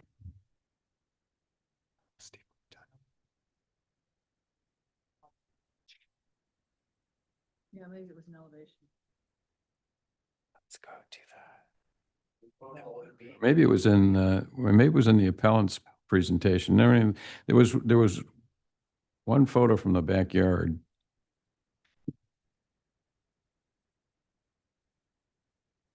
It wasn't that. Anyway, what I think the statement that staff made was that the existing staking doesn't reflect the 2% reduction, the 2-foot reduction that was ordered by, Yes, that's correct. yeah. So, I mean, here's my take on it. I think that, and I don't know whether the applicant would be willing to go with this or not, but I think with the couple things. One, with the Diamond Crest View specific plan, Catalina views get protection. It's not clear to me. I mean, there's the other language about the secondary rooms, and that's there, granted. But it also talks about the Catalina views being significant views and ones that shouldn't be violated where you can. What I'm not clear on is if you, and I'm not sure, I think what the board really wanted to do, you look at the comments on the final hearing, or the summary of the comments on the final hearing, is to make sure that the horizon line was protected. And I think they sort of concluded, well, that's what we want to do. And then got into this conversation about 2 feet. Yeah, so if you look at page 21 of the staff report, views and view equity, it's summarizing the discussion, and the Chair Pro Tem Gannon says blocking of primary Catalina is a significant concern. Board Member Weil stated, protection and view protection in Diamond Crest View is a central requirement. Not believe the project sufficiently responded to prior direction. And then there was further discussion on, I guess that was the second to last hearing, I'm sorry. And then there was further discussion at the final hearing where if you go to page 28, there's the building height in the garage, and they talk about concerns for the overall height and so on. And then over to page 30, and the board negotiation on height reduction and view protection. And they indicated that additional reduction was needed to protect the horizon line, when initially Chair Pro Tem Gannon stating a 4-foot reduction would be preferable. Then they talk about whether pushing it back and reducing it by 2 feet, would preserve the views. And so, I mean, there was all this discussion all along about protecting the horizon line. And then that sort of was there right till the end. And then they said, well, we think maybe the 2 foot back and the 2 foot down will, is, what did they say here? It's a meaningful improvement. So it's not clear to me that what they actually ordered achieved what they were desiring, the result they were desiring, which was to preserve the horizon line with respect to Catalina. So I just don't think, I mean, if you take if those stakes that I saw this morning don't yet reflect the 2 foot reduction, you're pretty close. I'll just a second. I mean, so that will come down some, but I just think the end result, I'll just cut to the chase. I just think the end result is we're talking about 1 foot or 2, 1.5 foot here. That ought to be just revised and pulled down, be more consistent with the Diamond Crest View specific plan. Don't block a Catalina view, even though it's a secondary room. And I don't think we're doing great violence to the project as proposed. So those are my thoughts in terms of where I'd like to see it go. That's not really a technical analysis on whether we should or, whether the board abused its discretion or not. I'm not trying to argue that. I'm just saying, I think this is awfully close to a solution that can be had without doing great violence to the project and better respecting the specific plan. So question for staff. Confirmation. If it's lowered by a couple of feet, there's enough room in the garage height-wise to accommodate that without reducing any square footage. Yes, I think there is some room for reduction. That being said, there are some potential egress issues if there is a reduction in plate height and roof height, particularly regarding the upper two levels. If you push the height down and push it more into the hill, essentially, which is what the board has already required, that's going to create issues for the window, which is currently with the board imposed conditions 3 feet from the finished floor. And then there might be some potential issues regarding that. What window? The garage, a garage window? What window? The windows on the upper living areas. So if the program is put further into the grade and the height is reduced, those windows on the upper levels are going to go into the hill. And then in addition, yeah. Go ahead. What Sherry is referring to is the egress window requirements per the California Building Code, which is a requirement when you have a bedroom. The uppermost floor level of the proposed project does include 3 bedrooms. And so as Sherry mentioned, with the board's approval of the revised project, there's a condition that requires essentially a 2-foot 8-inch reduction of the program. And if there are additional reductions, there may need to be some acknowledgement that there will be some site improvements necessary potentially to ensure that those egress window requirements will continue to be met at that uppermost floor level. My recommendation would be is that if the city council desires to condition further height reductions, that condition also allow for additional grading outside of the building footprint for the limited purpose of meeting code requirements for perimeter access and egress requirements. So that additional grading alleviate the issue with the egress without putting in any, creating any window wells or anything through a modified retention system? That would be my expectation. Thank you. Without the benefit of revised plans. Just a point of clarification, you just mentioned 2-foot 8 inches. So I mean, the conversation here was a 2-foot reduction and a 2-foot back. I don't see the 2-foot 8. Where does that come from? Yeah, so towards at the hearing, when the board was suggesting a 2-foot reduction, they ultimately conditioned the height to be limited to the 135 foot elevation mark, and the proposed height was at 137.68. So it's actually 2 feet 8 inches. Got it. Thank you. Do you have any comments?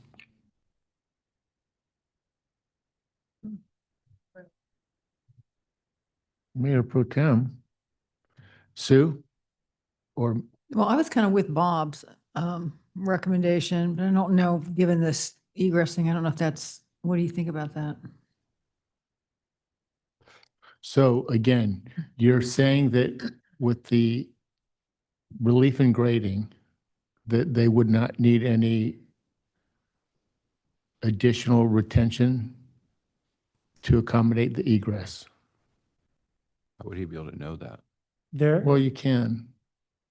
So there would be grading for a finished surface adjacent to those windows. That could be brought down to accommodate egress. Correct, and that is going to affect the retaining wall design that's supporting the slope uphill of the structure. Right. So, Madam Attorney, I guess we would have to confer with the building owner to see if they're willing to discuss this. Sounds like a good idea. I think you can ask the applicant if they are willing to consider this, but ultimately the city council does have authority to impose more restrictive conditions of approval. I think that staff has some draft language. They're working on draft language on conditions. So maybe we talk to the property owner while we continue to work on those draft conditions. Can the property owner please?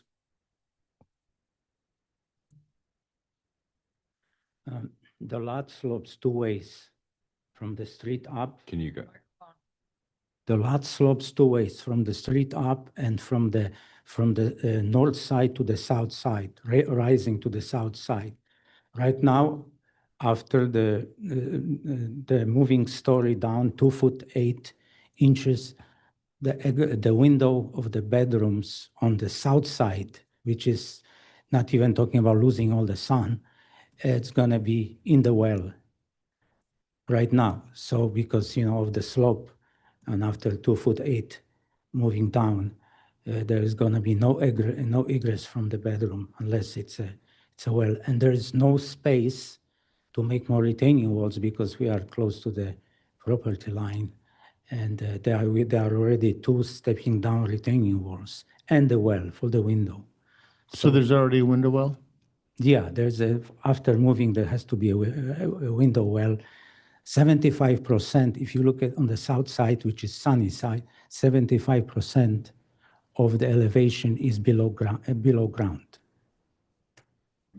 So it's almost a bunker on that side. Right, but because the of the window well could be adjusted to accommodate the reduction. window will have to be, if you push the house down, they're gonna be deeper well. Great, that's what I'm saying. They could be adjusted to accommodate the Well, reduction. Is that more expensive to do that? it's very expensive, and basically, the south side, which, should be given some sunlight, we're gonna be completely deprived of the sunlight. Because of the slope and because of the burial and because of the trees that we are planting for privacy for 2100 Crestview Drive, we're required to put some trees. So the sun will be, we will have some sun maybe during winter time, probably around afternoon, or if probably 2:00, and in the summertime maybe around 11, because it's completely buried on this side. So there's already been some variances granted, and I'm just interested in trying to get it to be compliant with the Diamond Crestview specific plan is where I'm at, so. The view equity, I feel like we did a lot of compromises to accommodate view for the neighbor, for Mr. Krasko. I saw some slides being shown. Some of those slides are from the lower backyard, and with a tree on the foreground, so they don't really represent true view from the bedroom. And the lot, my lot spans all the way back to even to the back of Mr. Krasko lot. So basically, lot spans 2 lanes of the lots on the north side. And so basically, Mr. Krasko is left with a lot of open area, a lot of private area.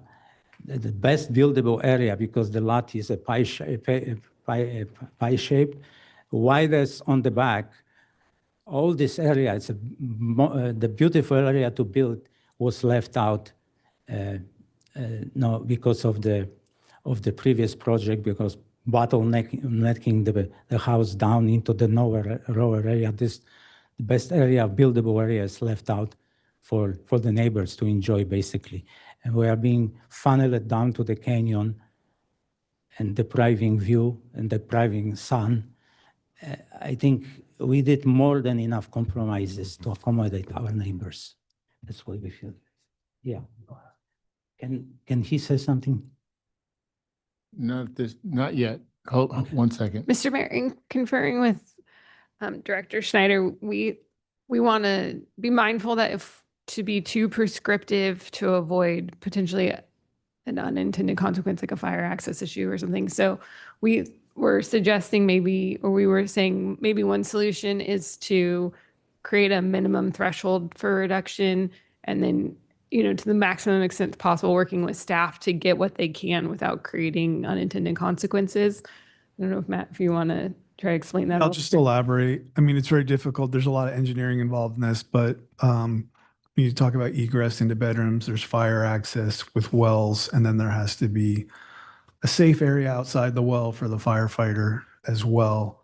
And there could really be some domino effects that aren't anyone's intent here tonight. So I think if the board would be comfortable setting what that reduction should be without prescribing specifically where it came from, and then we could work with the applicant to achieve that. So are you suggesting that we tonight could say, figure out how to lower the building an additional 2 feet in total height, if at all possible, based on everything that, all the other components that have to be considered?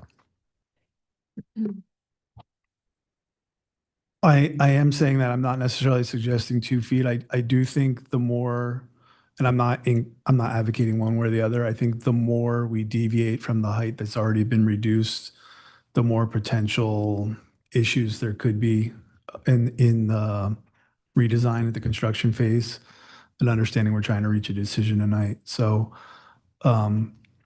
I always feel somewhat confident we can get a foot out of plans from entitlement to the building phase. Once we get beyond that, there could potentially be some issues.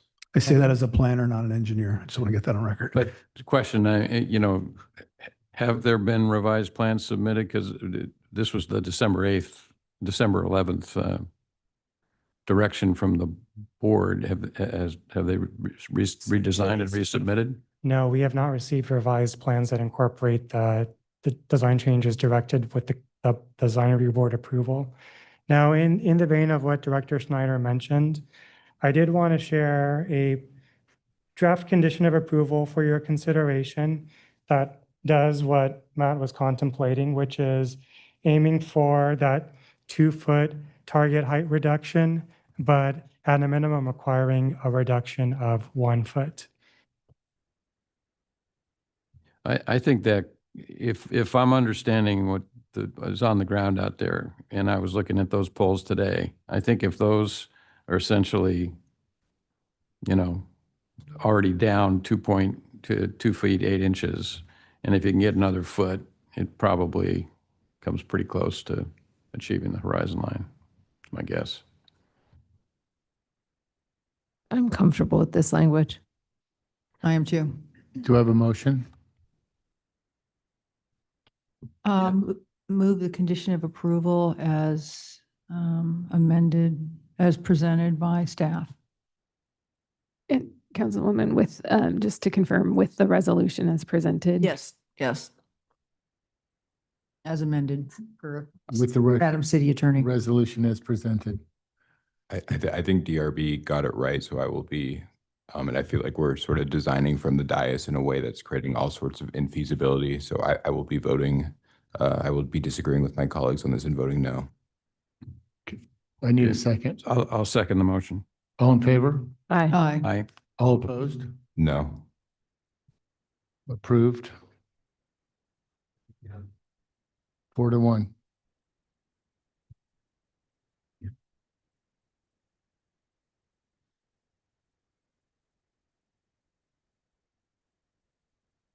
Okay, do we know?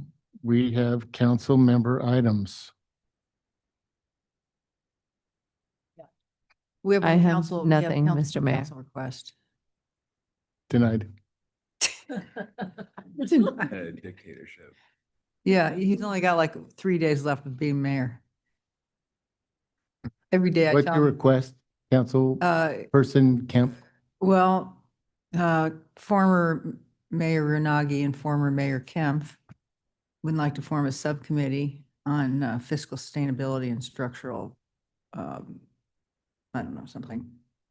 Efficiency. How about that title? Basically, we're going to look at the budget, continue working the budget with Dave and staff. What's the quietness about? I'm just waiting for you to finish. I'm I finished. don't know why you're defensive. I'm waiting. It's on 9 o'clock and we have to go to closed session, so. Okay, we need some support up here. Bob, do you have any questions? I support. No questions. Well, we need So we need how many? 3. 3 people. So do we have a third person in support of this effort? There's something going on up there. I'll support that. I am interested in the city manager's opinion on this request. Okay, then I'll you support it. guys keep us posted on your future endeavors, and we will reconvene to close session.